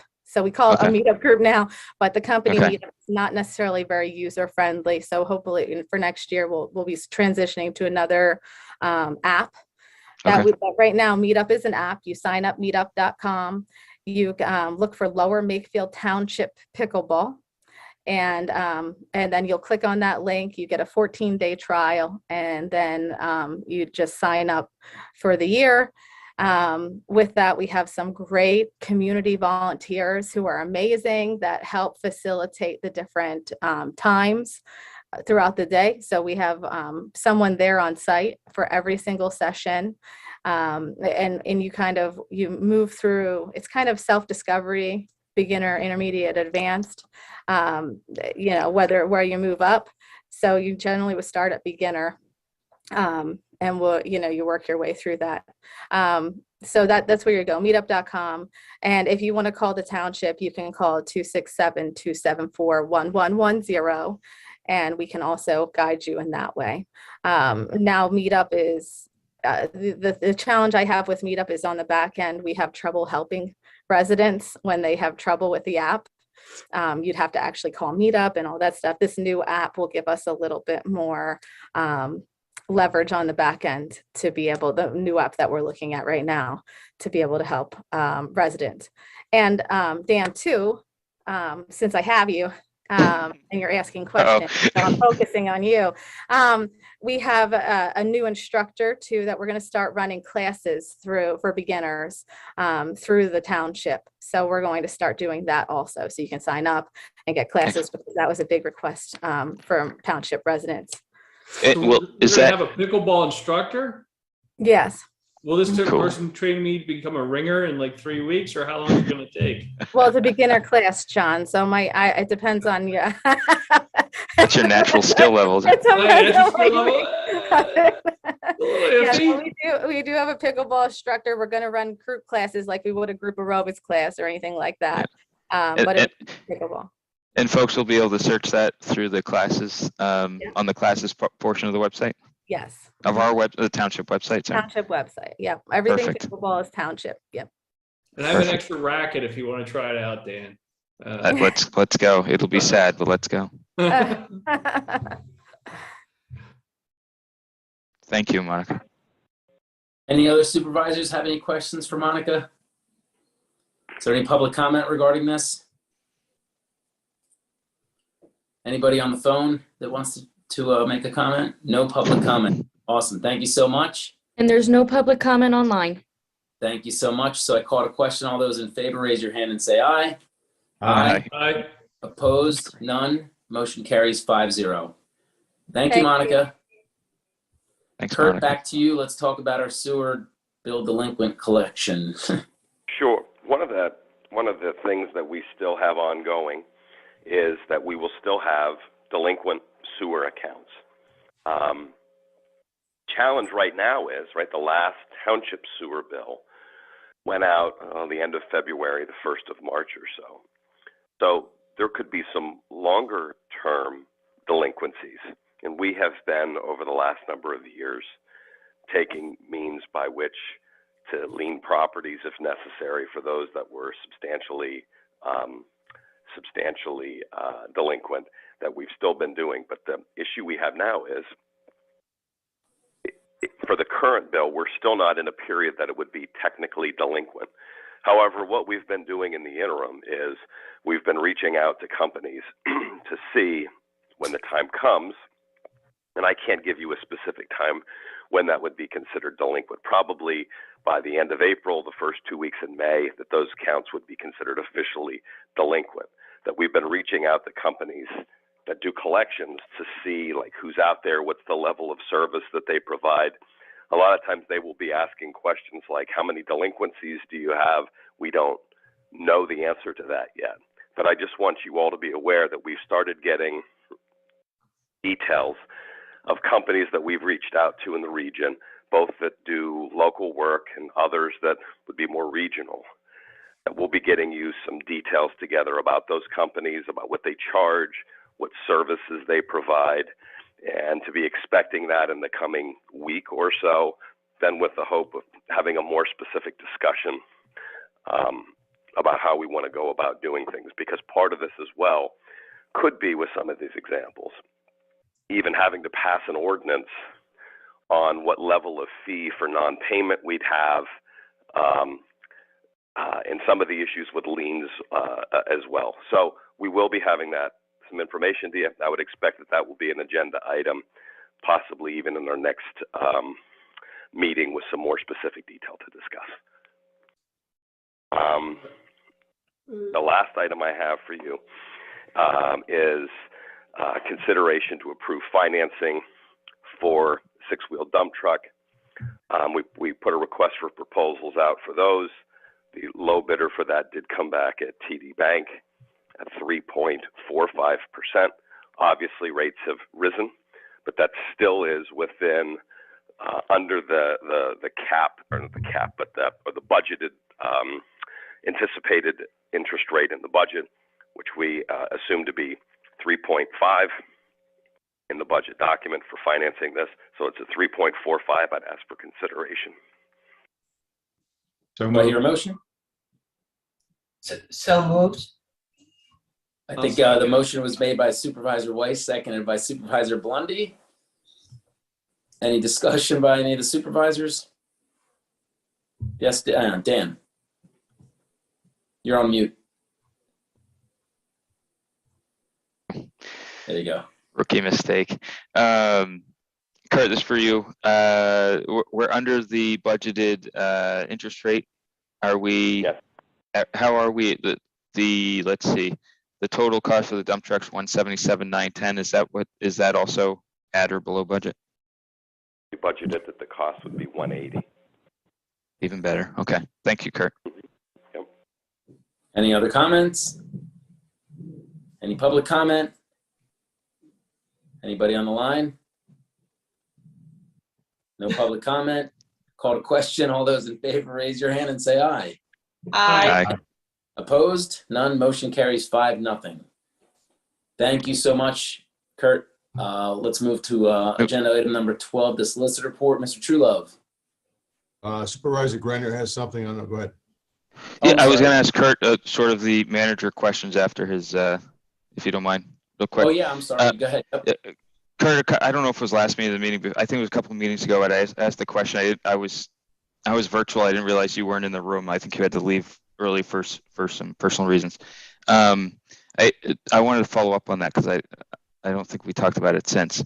There were two items when we were talking about SOAR proceeds, and this isn't related to the agenda item, James, that I wanted to follow up on just to make, because I wasn't clear. One was I wanted some clarification in terms of what percent we paid to PFM on the SOAR proceeds, because I know in our, this is my recollection from conversations at board meetings, is that we set a sort of a limit of an up to a certain number.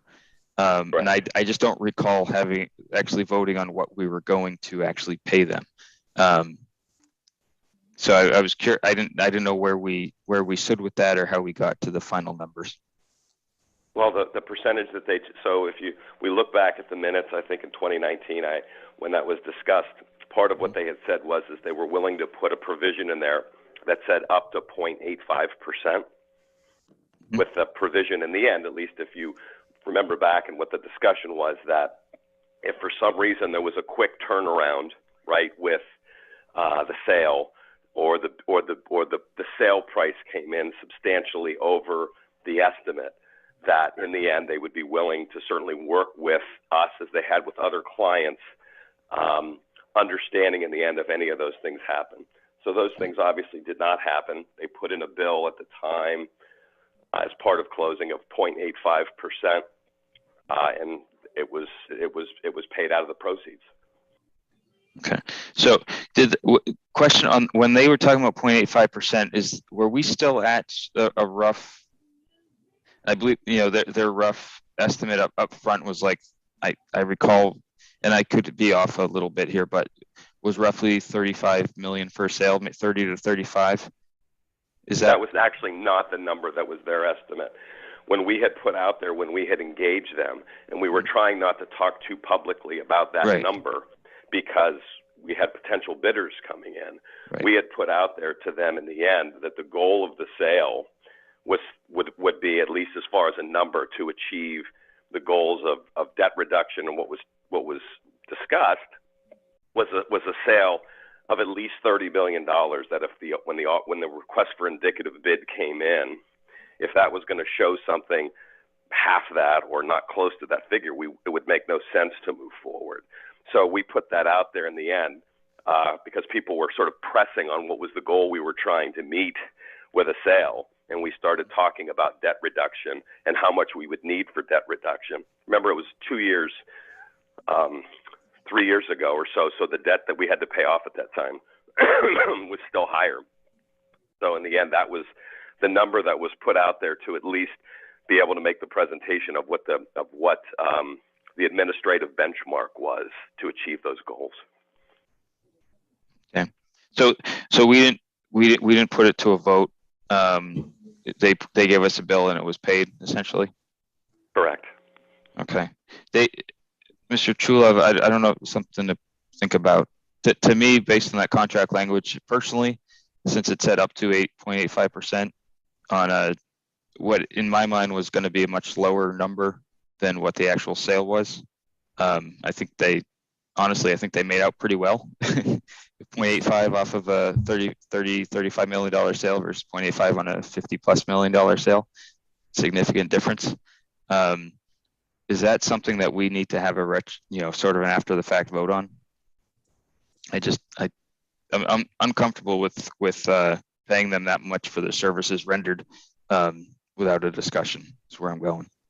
Well, I would look at the APA, but my recollection is the way that all the documents were structured, including the agreement with PFM, was that it was included in that. But I could take a look. I don't know that. Certainly no. I wouldn't want to council a vote tonight till I have a chance to look at that. Yeah, and I wouldn't ask for one either. So I appreciate that.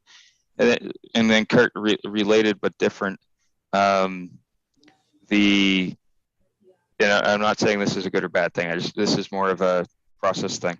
When it comes to paying off of the golf, the other question I had, and I think I know it's going to be about paying off the golf debt. I'm sure, correct?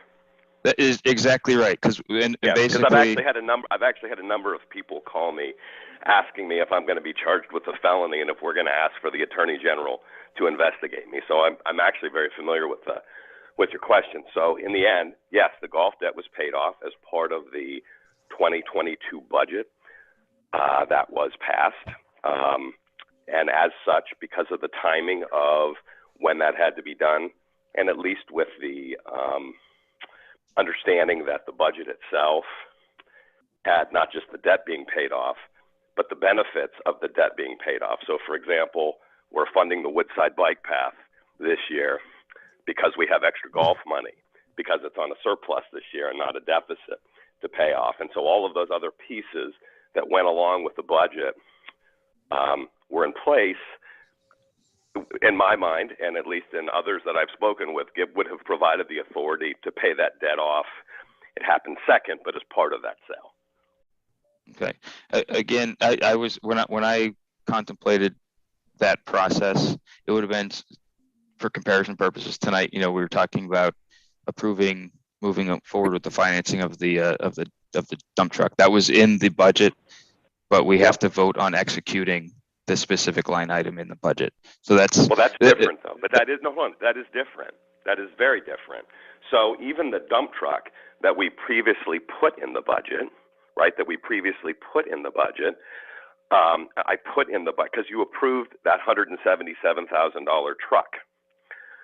We don't have to do that. However, I do, and I do put that in the budget, or excuse me, on the agenda, because it leaves a clear trail for the auditor to see. Because the truck itself was in the budget, it was bid properly by CoStars, it was all done.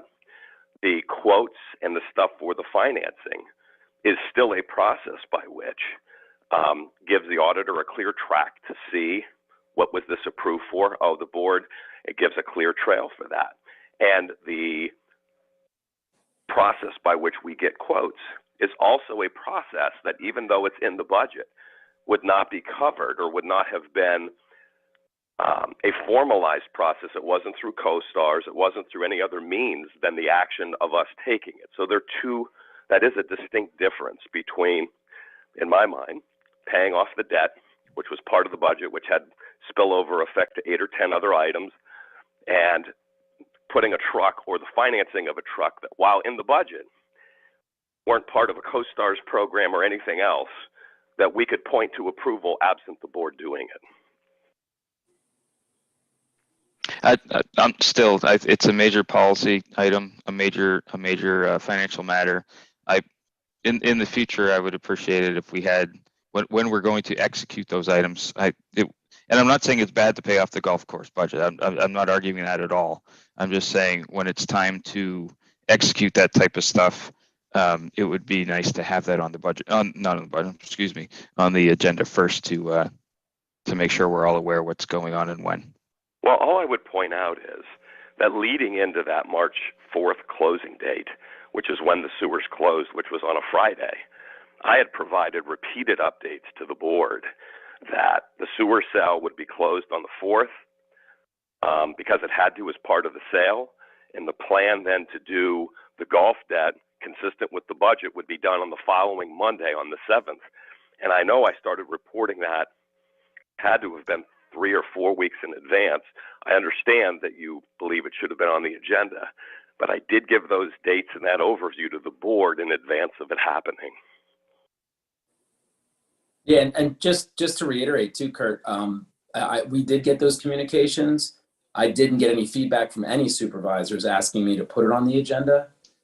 So it didn't feel like it was something that needed to be put on the agenda for any meeting subsequent to when the golf or the sewer debt was or the sewer was sold. So the reason that it wasn't on the agenda was you had communicated through us exactly what the plan was going to be once the proceeds came through. And I got no feedback from any supervisor saying, hey, should this be an approved line item on the agenda for the next meeting? Gotcha. James. Okay. Sure.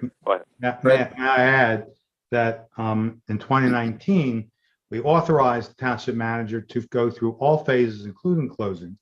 We did pass the budget for 2022 with the payment of the golf debt. And one of the problems with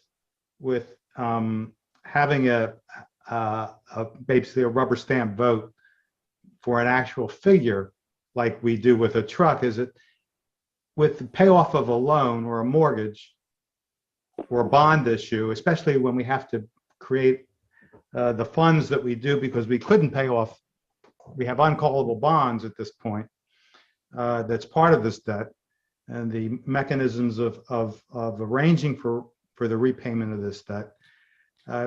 Each day the number would change. So by delaying for a vote and then finding out what the next payment would be, it would be almost impossible to pin that dollar amount down, or just probably cost us an extra few $1,000s just by waiting until a meeting to have the vote. So it's kind of difficult to have a mechanism to have that level of detail in agreement. We delegated the process to the township manager. We agreed in the budget to pay off the debt, And,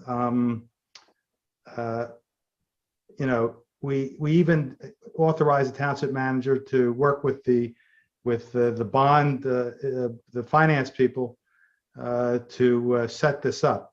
So I understand the need, the want for that extra piece of transparency, but it's there's some things that just can't be done smoothly, and this is one of those. James, may I just point out one other thing? Sure. Because I did get probably 6 or 7 calls about another item that's related. So just so you're all aware and we have it on the record. For a considerable period of time, when we started getting our hands around the numbers, PFM would have put numbers out there. And PFM, when they run their numbers, will include things that net a number lower.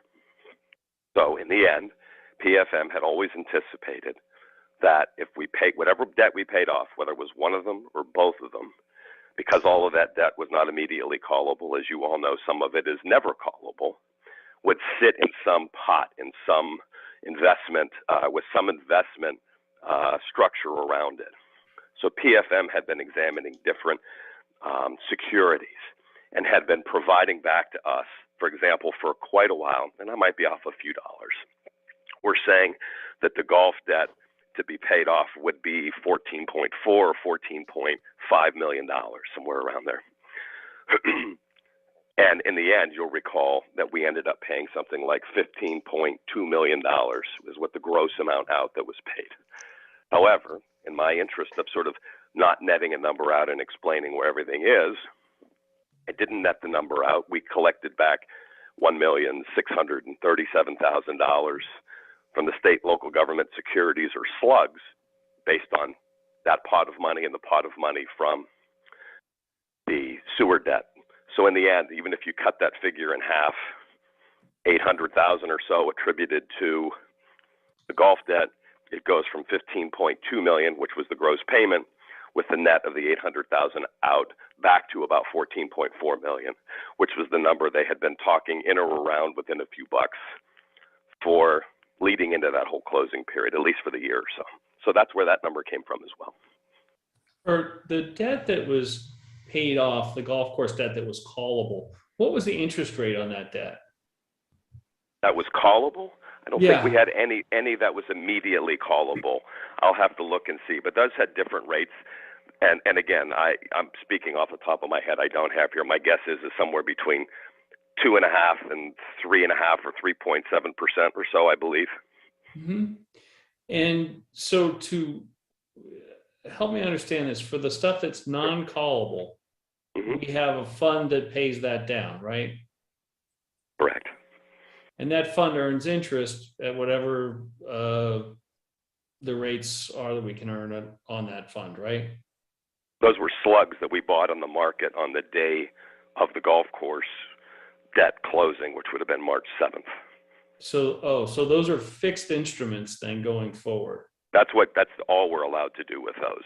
So depending upon the length of the debt, there would be a different interest rate. So those interest rates on those securities ranged from a low of 0.34, which would be something that had a shorter call time, and this would be both for the golf debt and the sewage debt, up to 1.76, which would have been the fixed rate for something that would have a longer term before it would be paid off.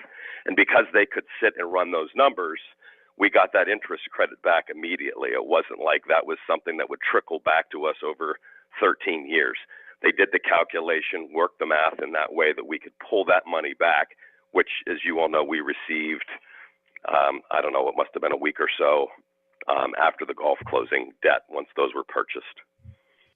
Yeah, but you could appreciate why we might want to have a vote on that, not for transparency purposes, but to discuss the strategy around that. But and there may be a case to say that maybe we shouldn't have paid off the golf course debt and kept that money earning a higher rate of return on a go-forward basis, and that the board could have made a decision about that and said, hey, we're going to, instead of paying that down, we're going to keep that in the fund, and the fund's first thing that we'll do is pay down that debt.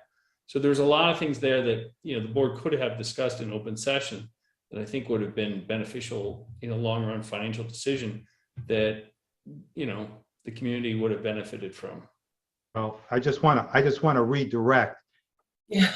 The decision to pay off the debt for the golf course was made in 2021. So that, what you're asking, John, is moot. It's not relevant to what Dan is even saying. The decision by the board was to pay off the golf debt. That was the decision of the board. It brought tax cut. It brought more employees into the township. All these things, plus the fact we saved $9 million in interest by. Actually, it's more than 9 because we got $1.6 million back from putting everything into slugs. So $10.5 million that we've saved by paying off this golf debt, plus the fact, and I guess I don't know, Kirk can provide more context. I think that doesn't include the $800,000 to $1 million positive cash flow that we get from the golf course now. So. Fred, I would actually argue it does include it. So okay, so it does. Okay, include I just so that's why I asked you. factored That's why I asked for context. Yes. So basically, the thought that we could get a better return by not paying the golf course off is kind of like saying prom pictures for non-native trees. So for a guy who knows numbers, like Dan knows the environment, I'm kind of like amazed that this kind of conversation is even coming up today. So let's just put the fact that this board approved the paying off of the golf debt and all the good stuff that happened as a result of paying off this golf debt is settled science at this point. But I do appreciate the fact that that you're questioning our financial investment experts and the township staff and council on the details of, do we get 0.7% or 0.7002% on the rate of return of putting these funds up. But the fact that we're even discussing this today is boggles my mind because it shows no productive purpose. It's kind of laughable that our township manager has to receive calls or innuendo that he's about to be indicted for doing what he was supposed to do. This, to me, I'm almost beside myself. It's like I woke up in Bizarro World this morning. I just don't understand the necessity. Well, no, I shouldn't. I'm going to walk backward. I can understand the question that Dan puts out. Should we have voted on a specific number? It's actually it's a relatively innocent question to ask, and I think it's answered. The question though on whether we should have paid off the golf debt or not, that's settled science. The board agreed to pay off the debt.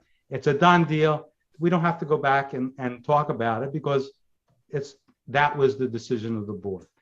So respectfully, Dr. Weiss, I just don't understand why we're even spending this time. And I apologize to the community who's watching and the people who are watching for my frustration in just saying the same thing over and over again for now since November of 2021 for what it sounds like personal reasons, not reasons that that have anything to do with the financial strength of this township or the decisions that the board makes, or even that the township manager does after a legal vote is made by the Board of Supervisors. I kind of find it a little disturbing that so many months after a decision has been made that we're revisiting settled decisions, settled law from the township. And it's just that why it's being going on, it continues to go on is very disturbing to me. I just don't understand the need to question the decisions of this board over and over again. I mean, I understand a difference of opinion, but to question the legal authority of decisions of this board, whether you're on the majority or the minority, just doesn't make any sense to me. Other than for self-aggrandizement, I don't understand it, John. So, Respectfully, Supervisor Weiss, if I could. you know something? When I finish, you can say whatever you want. This is my time, and I didn't yield. Okay. So, forgive me for being a little upset, but again, I'm hearing the same old, for the same old reasons, for the same lack of reasoning that this keeps on going and going. So the board has already approved this. The board approved the township managers that has delegated everything to closing to the township manager. It's done. It's over. We don't have to go back. Just like we didn't have to, we didn't have to go back about when we were about to, agree to sell the sewer system. We didn't have to go back and revote the issue. Even after we went through litigation, we went through all this expense. The contract said PFM was allowed up to 0.85%. They probably should have gotten more for all the extra work they had to do. That's my opinion. They got paid 0.85%. All right, so somebody disagrees. A vote isn't going to change it, because I can tell you, I can pretty much say that the majority of the board is going to say 0.85 was fine. So what's the point of having these discussions after the fact? The time to make these discussions was months ago, not today. To imply that anything was done improperly, there's a time to say that. But in open session, when the board is not prepared to even have an answer, even though I happen to have gone through the minutes for the last 3 years on this issue and can find nothing that's improper. And to take our township manager, who's an administrative officer, not a decision maker, and imply that he did something wrong against the wishes of the board, I find that to be insulting to him and insulting to the members of the board. Now, this is my opinion. I'm entitled to my opinion. And I'm entitled to be indignant to have anybody apply that anybody did anything improperly. Because time and time again, every time this implication was made, we spent a lot of money and found out that it was all BS. So please, I think it's time to put this to an end. If you have an objection to any decision that's made before it's made, the time is there's a proper time to vet it. This is not the time. The time to accuse somebody, or the place to accuse somebody, is not here in public, especially when you don't have the facts. You have your opinion. And if you want to make your opinion known, there's a proper process to do it. But if you have a political reason to open your mouth and say things that are basically coming to, being slanderous to somebody who you have, do I have nothing but respect for? Yes, I'm a little angry, and I'm sorry that I'm spending an inordinate amount of time at this, but I think it's enough. If you feel that there's something that was done improperly, you can talk to the right people. But when you get your act together, and if you have real evidence of something that was done wrong, then you can bring it up. But right now, this is ludicrous. It's like a witch hunt. Supervisor Blondie, did you want to say anything? Yeah, I mean, I do, and I'm going to try to keep it short because I hope we're going to, end this conversation. I would agree with, the bulk of what we said, right? We passed a budget. We said we were paying off the debt. The faster we paid it off, the more money we saved. If anybody thought there was a different course of action, next time we pay off golf course debt, no. Next time we do something, let's talk about it in advance. Because honestly, when I think about the idea to pay off the debt, I credit it to John, right? I thought John was the proponent of paying off the golf course debt, so that would help reshape our whole picture. But putting that aside for a second and putting the attacks that Kurt has had to endure since the last time this came up, I'm worried about all of our staff, right? The way we talk in public and the feeding frenzy that we help create intentionally or accidentally has an impact on the morale of township staff, and we have to be more thoughtful in how we communicate as a member of this board, of this team of 5. Even though we all want to play different sports and we all think we're the captain, we have to act cohesively for, the betterment of the township. Pickleball for all. Thank you, Suzanne. I've already expressed how I feel about the decision to pay off the golf course. It's clear that the consensus of the board was to do it the way it was done. I'm considering this matter closed and we are moving on. So going to the next. Mr. Chairman. John, unfortunately, John. You've interrupted. Listen, you've let other people speak for 12 minutes. I didn't get a sentence in. You had a chance to discuss this. You did. We're moving on. So no. Pardon me. No, pardon. Next agenda item, John. No. John, come on. The discussion's you over. allowed him to attack me for 10 minutes. The discussion's over. And I can't. Nobody's I asked for 30 seconds. It's okay. No, I asked for 30 seconds. Okay. No, sir. So we're moving on. I asked for 30 seconds. Solicitor's report number 12. Dave, if you want to come in. Sure. The executive session commenced tonight at 6:30, ended at 7:30 tonight. Supervisors were present for all or most of the executive session, along with Chief Caluzzi, Mr. Ferguson, and myself. Items related to confidential matters, security matters, and litigation were discussed at the executive session, like I said, which concluded right before this meeting started at 7:30. There are 2 matters before the board tonight, which probably look familiar and hopefully will be fairly routine. The first, and they both are interrelated. The first is to enact the road paving financing ordinance number 429. You may recall that last time we discussed that we would advertise the ordinance, which was done properly. What happened in the interim is that the low, not bidder, but the low proposer was Penn Community Bank at 2.45%, and they also provided amortization information. That's included in the ordinance, as well as the resolution, which is number 2210, which is to authorize the contracting with Penn Community Bank to follow through with the financing. So unless there's other questions, I would ask for the board to first make a motion to enact the road paving financing ordinance number 429 as advertised. And then if that passes, then to consider to adopt the road paving financing resolution number 22-10. And for everybody's benefit, this is to finance about 1.65 million of the entire road financing or road paving program for this year. I'd like to make a motion to enact the road paving financing ordinance number 429 as advertised.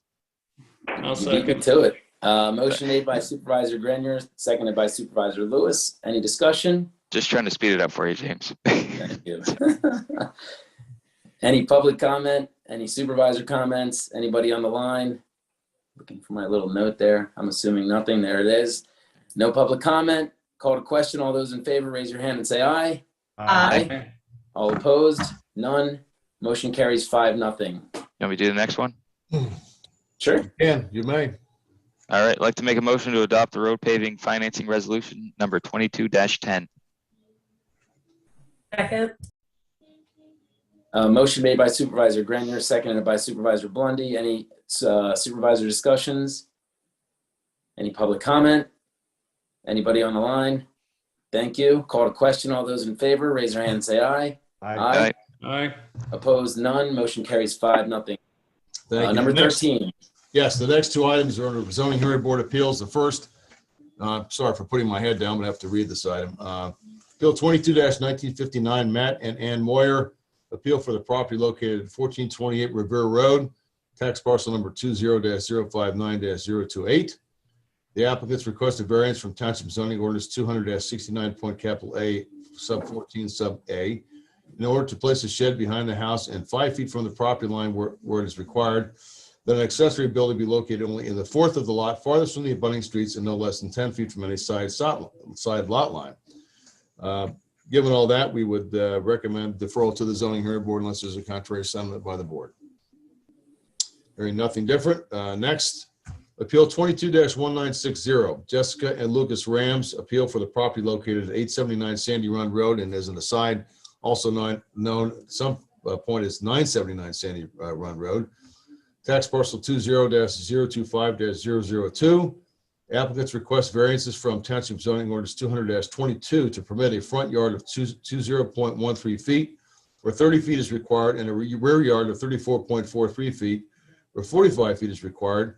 Also from Township Zoning Ordinance 200-51.B1 to permit a 77.1% disturbance within the floodplain.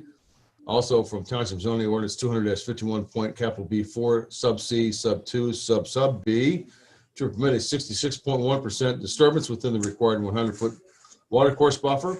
Also a variance request from Township Zoning Ordinance 200-51.B sub 6 sub B to permit a 61.1% disturbance of woodlands where 25% is otherwise allowed. And also Township Zoning Ordinance 200-61.C to permit setbacks on resource protected lands to be measured from the lot lines, whereas the setbacks would otherwise be measured from the limit of the resource protected lands in order to construct a single family home, driveway, and a stormwater management system. Just to orient everybody to where this property is located, if you come off of Afton onto Sandy Run Road, proceeding south, just shortly north, just before the intersection with College Avenue, where the two roads actually merge and become one, to the west of the road and right next to the creek or close to the creek is where this property is located. Hence, I think some of the indications to why the variances are requested. There's a lot of relief requested here. At a minimum, we would request participation. There may be other sentiments from the board, but that is our recommendation at this point. Supervisor Grenier. Yeah, I'd like actually looking at all the features here. I'm going to step it up a notch on this one.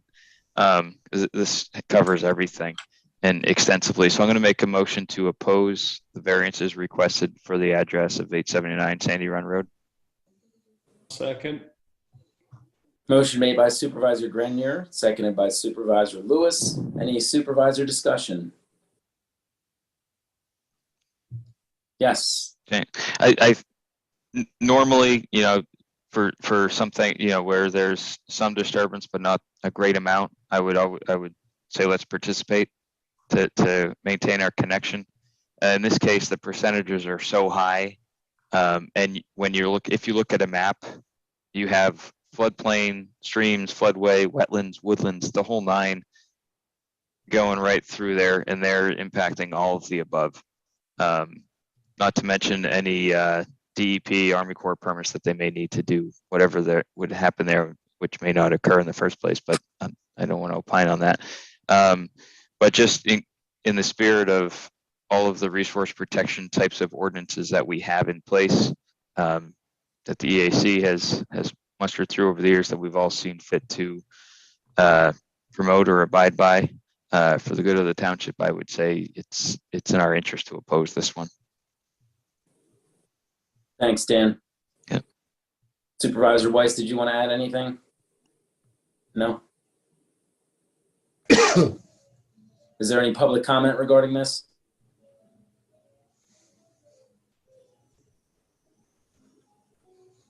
Please state your name and address for the record, please.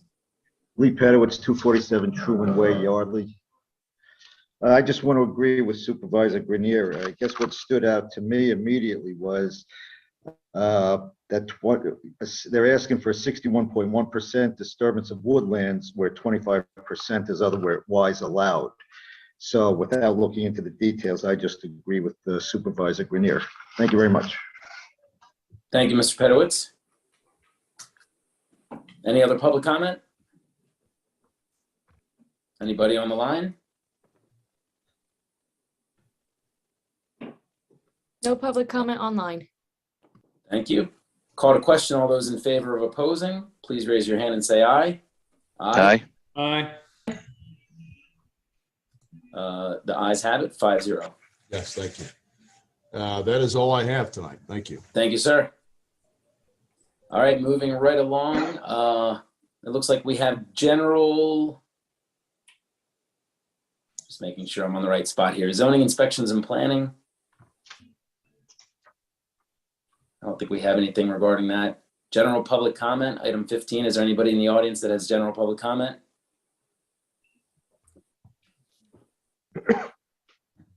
Please state your name and address again for the record. Lee Pedowitz, 247 Truman Way, Yardley. My first comment tonight is I was speaking with the gentleman who was the chair of the, I guess, Citizens Committee dealing with Representative Fitzpatrick with the Trenton Airport. What I was concerned, I didn't get a chance to ask Kyle the question, but what caught my attention was this environmental impact with these PFAS pollutants. And it sounds to me like what they're trying to do, and I'm not accusing anybody of anything, but it sounds to me that they're not addressing the scope of the pollution like they should. And I'm speaking from experience. Coming from Long Island, there was a Grumman aircraft facility, and they had a plume of pollution that went all over the place. And it was addressed, and then all of a sudden the pollution came back again, and they found out that it was coming from the old Grumman facility. So the question I asked the gentleman who was here was, are they addressing anything to find the source of the pollution? And he said no. And he told me that what they're concerned about is the runoff going into the Delaware River. So he asked me to bring it up to the board, and that the board should support Congressman Fitzpatrick in his effort to get something done properly regarding the environmental impact of this airport expansion. And, that's all I'm going to say with that. But the next question, the next comment I have is regarding what does the board do if somebody comes and makes a presentation and the material they have is not accurate? What can the board do anything about that? Well, are you referring to a specific incident? Yes. Yeah, I've got a couple of specific instances. Like at the last meeting I was here, and I noticed that the traffic engineer had shown an aerial overview of the area around on Big Oak Road that the pedestrian crossings were going to be considered for. And his aerial overview did not show probably about 50% of the residences that have been built since that photo was taken. And Up at that time, right, Lee? What's that? Yeah, You brought it up at the time of the presentation. yeah, I believe. Yeah, I believe he did acknowledge it. He acknowledged that it was a dated aerial photo. Well, I'm sorry. Well, if I remember correctly, I think Chairman Weiss at the time told me that when they submit the request for proposals, it'll be corrected. But because I bring it up because if there was a correct aerial overview, that might have affected somebody's opinion on what's going on over there in terms of the crosswalk. And if I remember also when Caddis was building their facility over behind my house, they had an aerial overview which did not show the residences that were abutting that property, but they eventually came across with that proper photo. So I was just wondering if somebody comes and makes a presentation, is there anything that the board can do to ensure that they're going to present accurate information? Well, I mean, I would imagine that you're dealing with traffic professionals and people that are in the line of work. Yeah. James, I have a more practical response because I make those drawings a lot.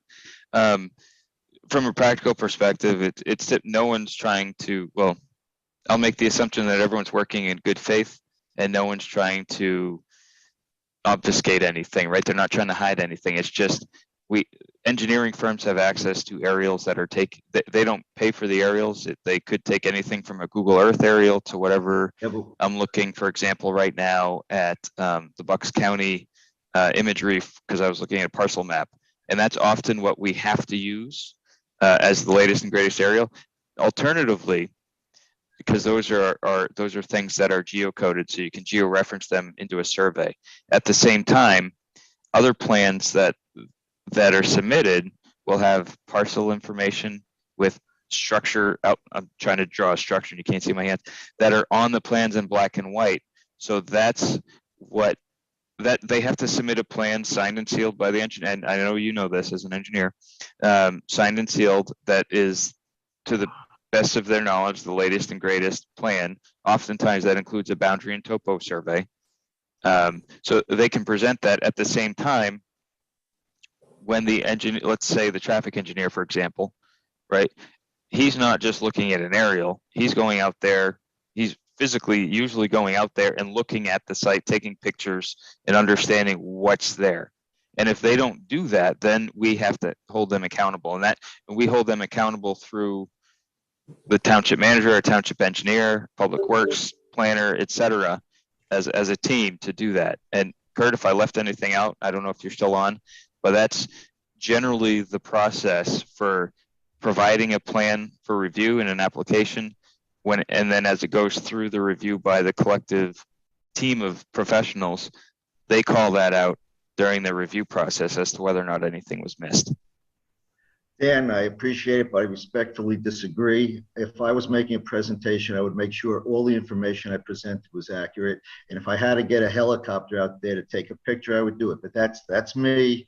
I'm just bringing that up. And I thought if maybe there's a contract, you could write in all information at the time of presentation to the board will be accurate. I don't know if you could no, you could defend it, but then I know it would take a lot of time and all that other stuff. But I'm just presenting that. And I think the only people that would benefit from that would be the lawyers who would argue as to what is accurate. And then the vendor I couldn't hear you. the helicopter would also benefit. Right. No, but the thing is, okay, well, I mean, it's up to you. I appreciate the point. Yeah, I appreciate the point. Yeah, I get it. I'm going to say one other thing. Well, I have 2 points, but one quick thing, like the gentleman who presented his traffic study, he said they were out there monitoring the people crossing Big Oak Road. If people, and he said, I think he counted, 10 people, 14 people over 8 hours. You know something? If I was afraid of crossing Big Oak Road, you think I would try to cross it? You know what I'm saying? You're absolutely right, Lee.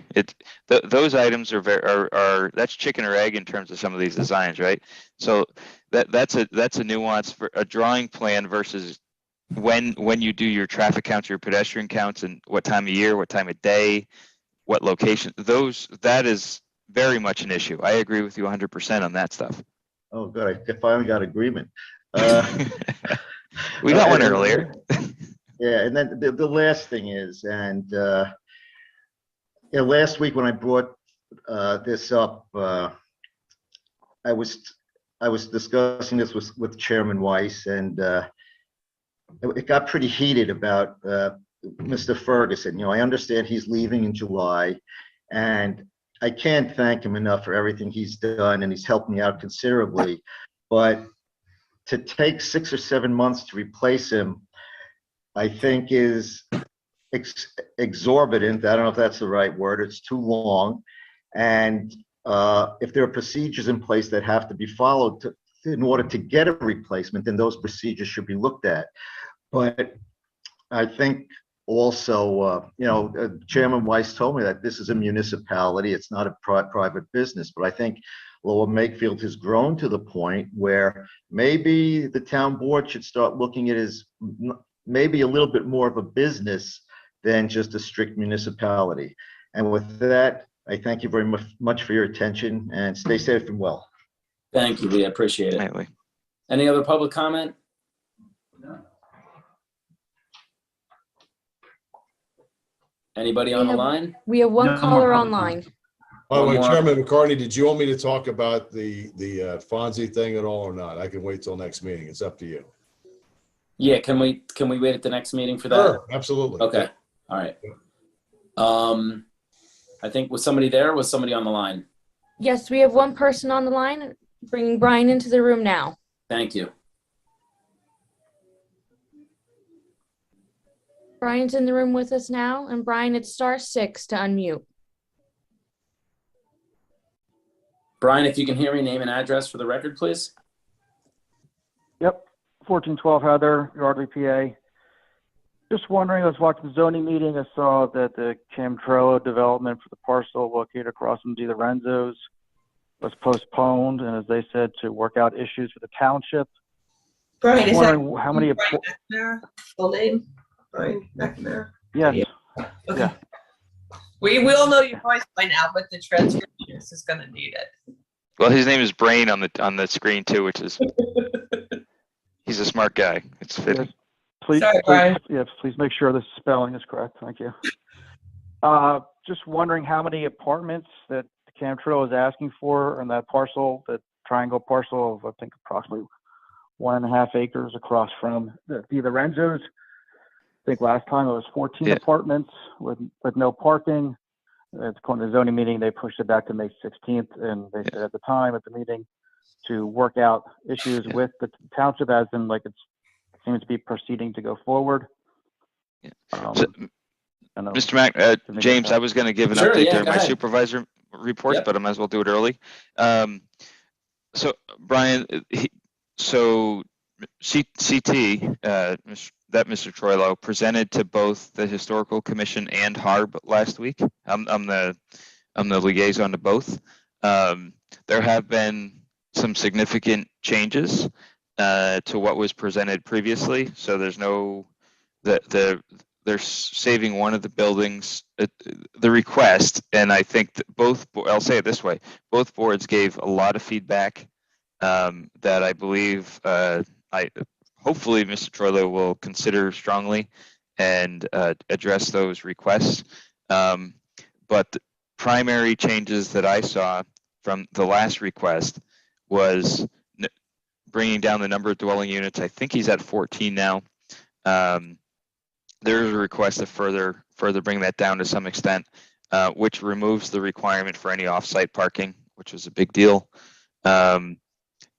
And then he's got 1, 2, 3, I think 4 buildings, mostly 4-unit with 1 6-unit.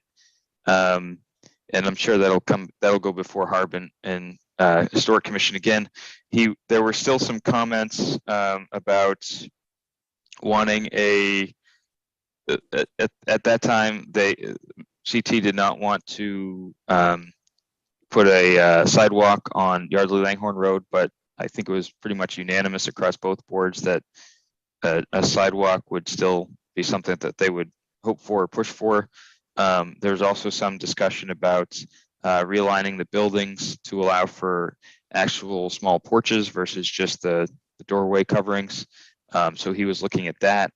There was also a request to, rather than rebuilding in the footprint of one of the older homes, to actually use parts of the structure in the rebuilding and use some creative architectural means that are used in historic preservation. So he's looking at that.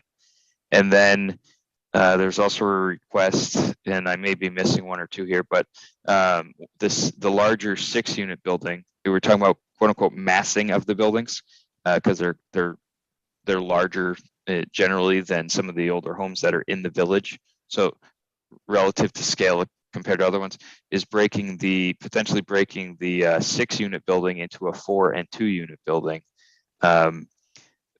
It may change the alignment a little bit. There was an increase in green space.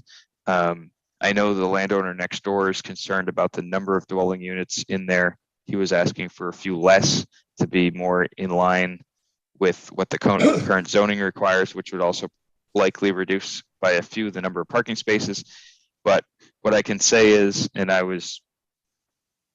think it was both discussions or all discussions were very productive in my opinion.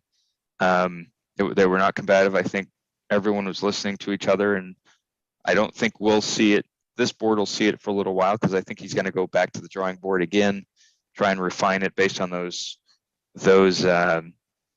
comments and put it in front of the HARB and Historic Commission again.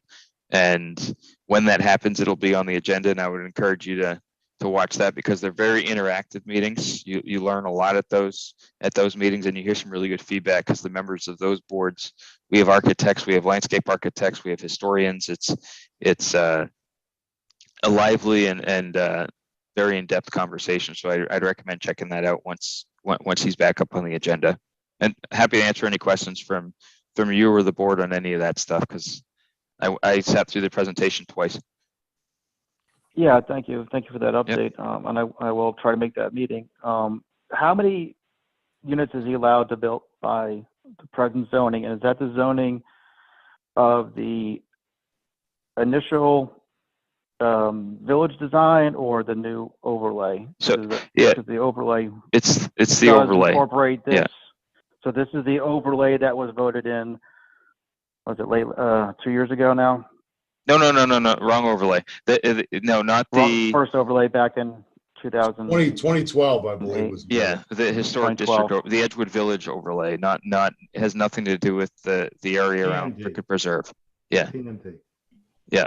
So it's the T&D district, and so it's I believe it's 12 dwelling units per acre, and the site's about 3/4 of an acre. Mr. Trulove, don't quote me on that, but that's. I'd have to bring up the ordinance to do that. Yeah, that sounds about right. Yeah. So he is above what is currently. Using that math, would it be like 8? I think he's allowed 9 or so. Should be allowed. I think he's. Okay. I think by right he's allowed 9. I think he's gonna add. My guess is he'll end up asking for up to 14 is what I'm seeing right now, which is down from I think the 18 he had before, if memory serves. So there's still some discussion on that too. What would be the benefit of the township giving him potentially giving him 5 extra? No, not doing it, but potentially giving him 5 extra units. What does the township get out of it?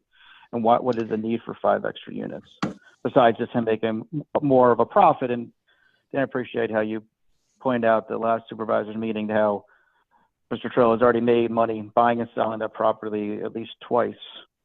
Yeah. So I mean, I don't think now is the right time to get into the details of a debate on that.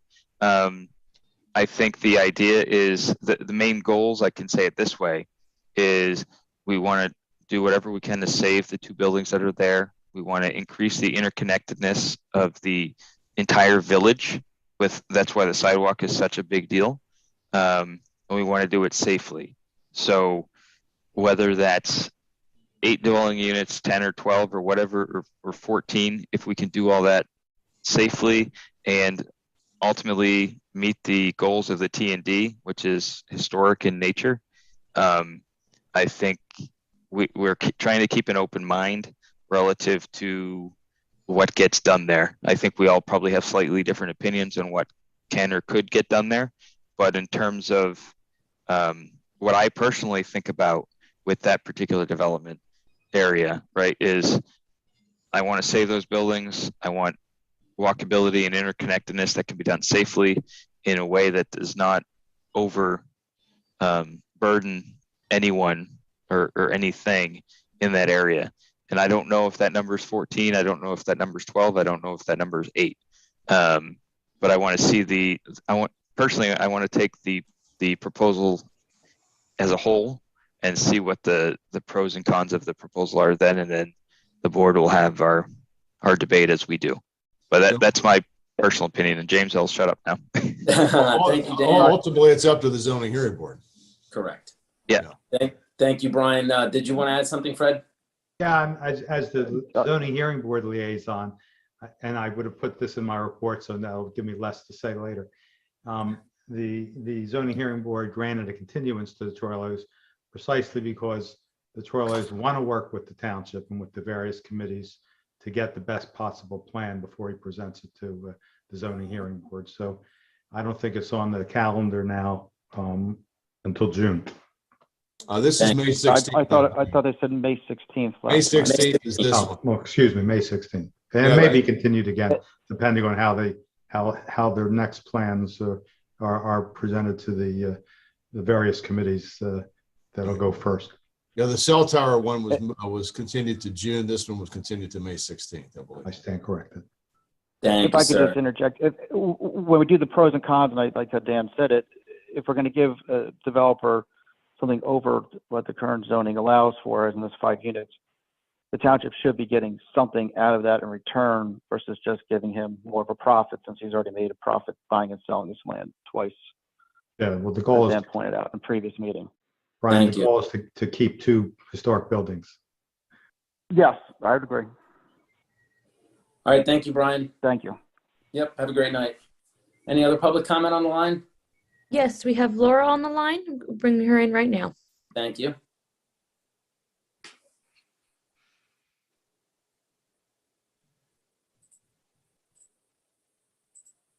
Laura's in the room with us now. And Laura, it's *6 to unmute. Good evening. Hi, Laura. Can you state your name and address for the record, please? Yes, Laura Tarantino, 185 Durham Road, Newtown. And your comment?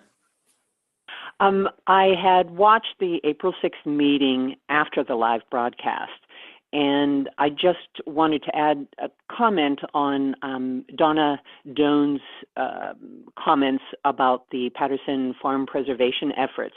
In 2 matters that she raised that I wanted to follow up on because I don't know how they would be publicly addressed. One was the idea of putting the lease in the Township Farmland Preservation Corporation and saying that at present, Patterson Farm is the only one not included in that.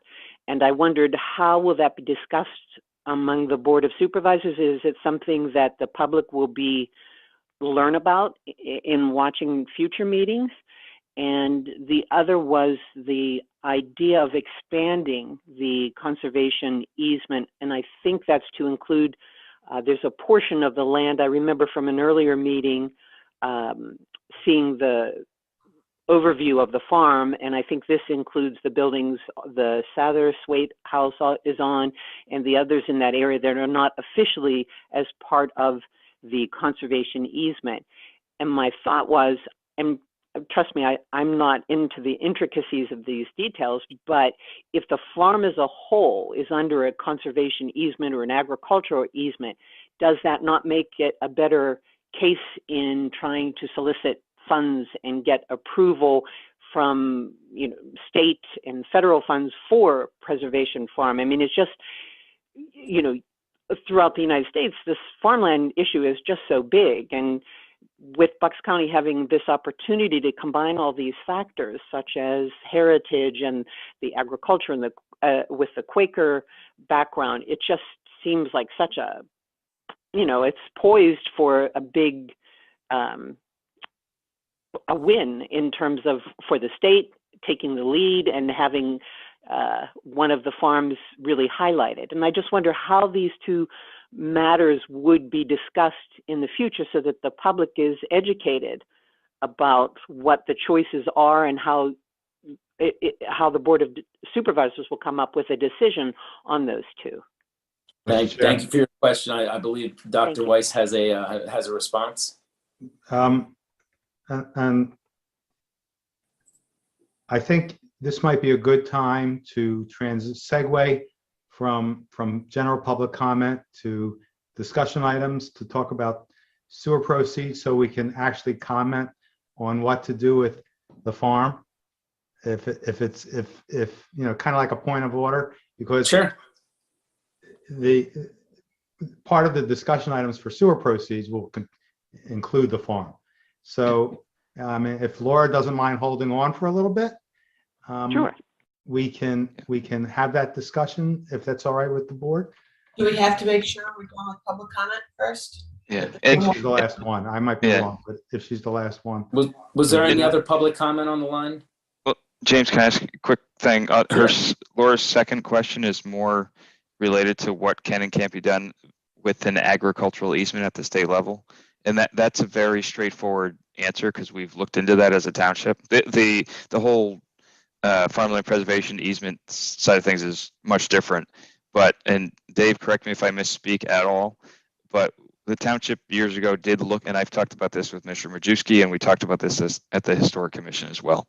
But relative to the easement, when it was initially put on the 200 plus acres, sort of the back side, the larger portion of the farm, that's active farmland. It falls very much so within what is considered active farmland under an agricultural easement and how that program works. Putting the front portion, including the buildings, falls outside of the typical scope of an agricultural easement per se. So at that time, I believe the township was advised to not include the buildings and the front portion of the property within the agricultural easement because it didn't fit the definition of what an agricultural easement should be. That being said, those buildings in total, I believe, are recommended eligible for listing on the National Register, and there have been studies done, et cetera, as part of past PennDOT projects. So that, and the Historic Commission is looking into updating the application to be listed on the National Register, among other things, and we can talk about that later. But that also opens them up for a lot of funding in the future for various studies and restoration, et cetera. So all of that is contemplated. It not having an easement on an agricultural easement on the buildings does not prevent them from being included in any future funding of any type that we would go for the buildings. I just want to make sure that's clear, and we're not purposely leaving them out of an agricultural easement for any other reason than that the state has said buildings and structures would not be appropriate for that easement. Dave, am I on point there? You're on mute, Dave. I did look at the program under which the easement was approved years ago, and the deed of easement refers to agricultural area security law, and it talks primarily just about field crops, fruits, vegetables, horticultural specialties, livestock, timber, wood, aquatic plants. So they're talking about actually the activity of agriculture. And I would agree that it doesn't really mention structures. Not that structures couldn't be, but I think to your point, under some other program, whether it's the National Historic Registry or something like that, provides other options and probably more flexibility, which actually can coincide with this too. So that would make and may provide more options for funding other than just limiting it to just the agricultural security stuff that we have here too. So I think your points are accurate, and certainly everybody I think is on the same page in terms of trying to maximize whatever benefits we could get out of that, assuming, and of course with the committee that's doing the work, is able to also provide some more guidance and recommendations to the board the next time it makes its presentation. So, thanks, Dave. Thank you, Dave. Any other public comment? There's no more public comment. Thank you. Hearing none, moving on to discussion items. Item number 16. I think Supervisor Weiss was leaning into this next agenda item. We are going to be scheduling a special meeting to have discussions with the board regarding sewer proceeds. I think, as Dr. Weiss alluded to, the preservation or the restoration of Patterson Farm is definitely something that's on the radar for this board. So rest assured that we're going to be working closely with our committees and advisors on what the best approach to that problem is going to be. Did anybody have any questions about the special meeting? And we'll be setting out an agenda within the next week or so of what the date is. I'll poll you guys to see what a good date is for everybody. Sure. Dan? Yeah, I guess I'm interested in obviously it's an important meeting and it's something we want to go over. Are we going to, is the thought that it's more about do we think this is a one and done essentially, or do we think this is a process where we'll have that meeting, come up with some idea, generate some ideas based on what Dave has provided us for background a little bit, some other ideas that I'm sure everyone has, and obviously what the committees have said, and then we say, okay, these are all neat. Maybe we direct staff to go look into something a little more detail, or Dave to look into something more detail, all that stuff, versus having. Yeah, go ahead. Yeah, Sorry. it's not going to be one and done for sure. Obviously, right. It's a huge part of the decision making process, and I see it as a step So it's going to be it would be several meetings in my mind. And we would have all those opportunities as far as what Dave's been working on with the trust. And, if we decide to further that with additional counsel, and then also, based on what committees have been telling us as far as infrastructure issues. So no, it definitely would not be a one and done type meeting. I think it's too big of a decision. Any other comments? James. So Yes, basically, sir. you just want to talk about an extra meeting to discuss sewer proceeds. You don't want to really talk about sewer proceeds now? We can. Yeah. I mean, if somebody has something that they want to discuss about the sewer proceeds, yeah, let's discuss it now. I mean, The only thing, I mean, there's so many options and so many permutations, especially with our buildings, with, park and recs, whatever else we want to do, possible things. But I think one of the consensus that we had, and what's one of the reasons why we had Dave look at protecting the money, different ways we can protect the money. I think that we should move forward a little bit in that regard and into the beginnings of forming a protected trust for a portion of the money to to help the general fund through the years. So I mean, I don't know if it's appropriate to make a motion at this point to form a trust document, or to just wait until another meeting. But I think it's important that we start to go forward, because that's going to take some time to set up the bones for an irrevocable trust, even if we vote to have an irrevocable trust to protect the money. If I could answer that, I think the special meeting may be more appropriate only because the new Sunshine Act requires any motions of that type, I think, to be specified at least 24 hours before the meeting starts. So I think to be safe, if you want, I think it's good to talk about it conceptually, but I think in order to actually either direct my office or however we want to go about it, I think it probably would be best to have a specific agenda item that will at least encompass that. That's on the agenda beforehand. So yeah. So if we're going to wait till a special meeting or the next stated meeting, I would request that would be on the agenda, so we could approve, consider setting up a trust for a portion of the money, funding the trust for whatever amount to seed it, and at least get that out of the way, so that we can concentrate on the other issues into how to allocate the money. okay. James, to follow up on what Fred was just saying, it would be helpful. Obviously the organizing documents, right? The establishment documents for that trust are important. The details are important. Also, if we could have staff or Dave or some combination of the two be prepared to discuss different funding levels of that trust and what that might mean long term to us. You know what I mean? I'm by no means opposed to what Dr. Weiss is saying. In fact, I think I lean pretty strongly that way. We've talked about that in the past, but we want to be strategic about how we fund it and the numbers and what's in it versus what may not be in it and all that stuff. So if we could just have staff and Dave be prepared to offer some ideas, or at least some different iterations of what it would look like, that would be helpful for the conversation when we have that meeting. Okay. And then the only other thing I'd add is just I think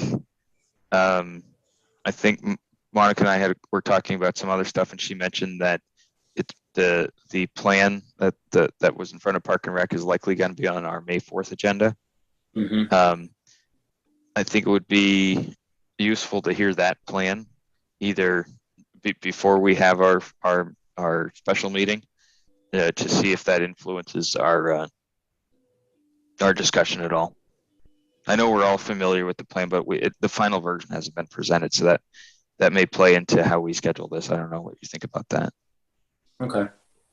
Yeah, and just for clarity around that plan, I think that, you know, I guess the idea of that plan isn't necessarily a plan of how we're going to move forward as a board, but more of a recommendation of what it is. It's not necessarily, hey, this is a park and rec plan. This is the architecture for how we're going to move forward as a township. I think it's a recommendation to the Board of Supervisors of, you know, how they've done their due diligence on what the needs assessment is and whether or not we want to, you know, take advice or take those plans and you know, move forward with them and how we move forward with them. So, yeah. I agree. I agree 100% with you.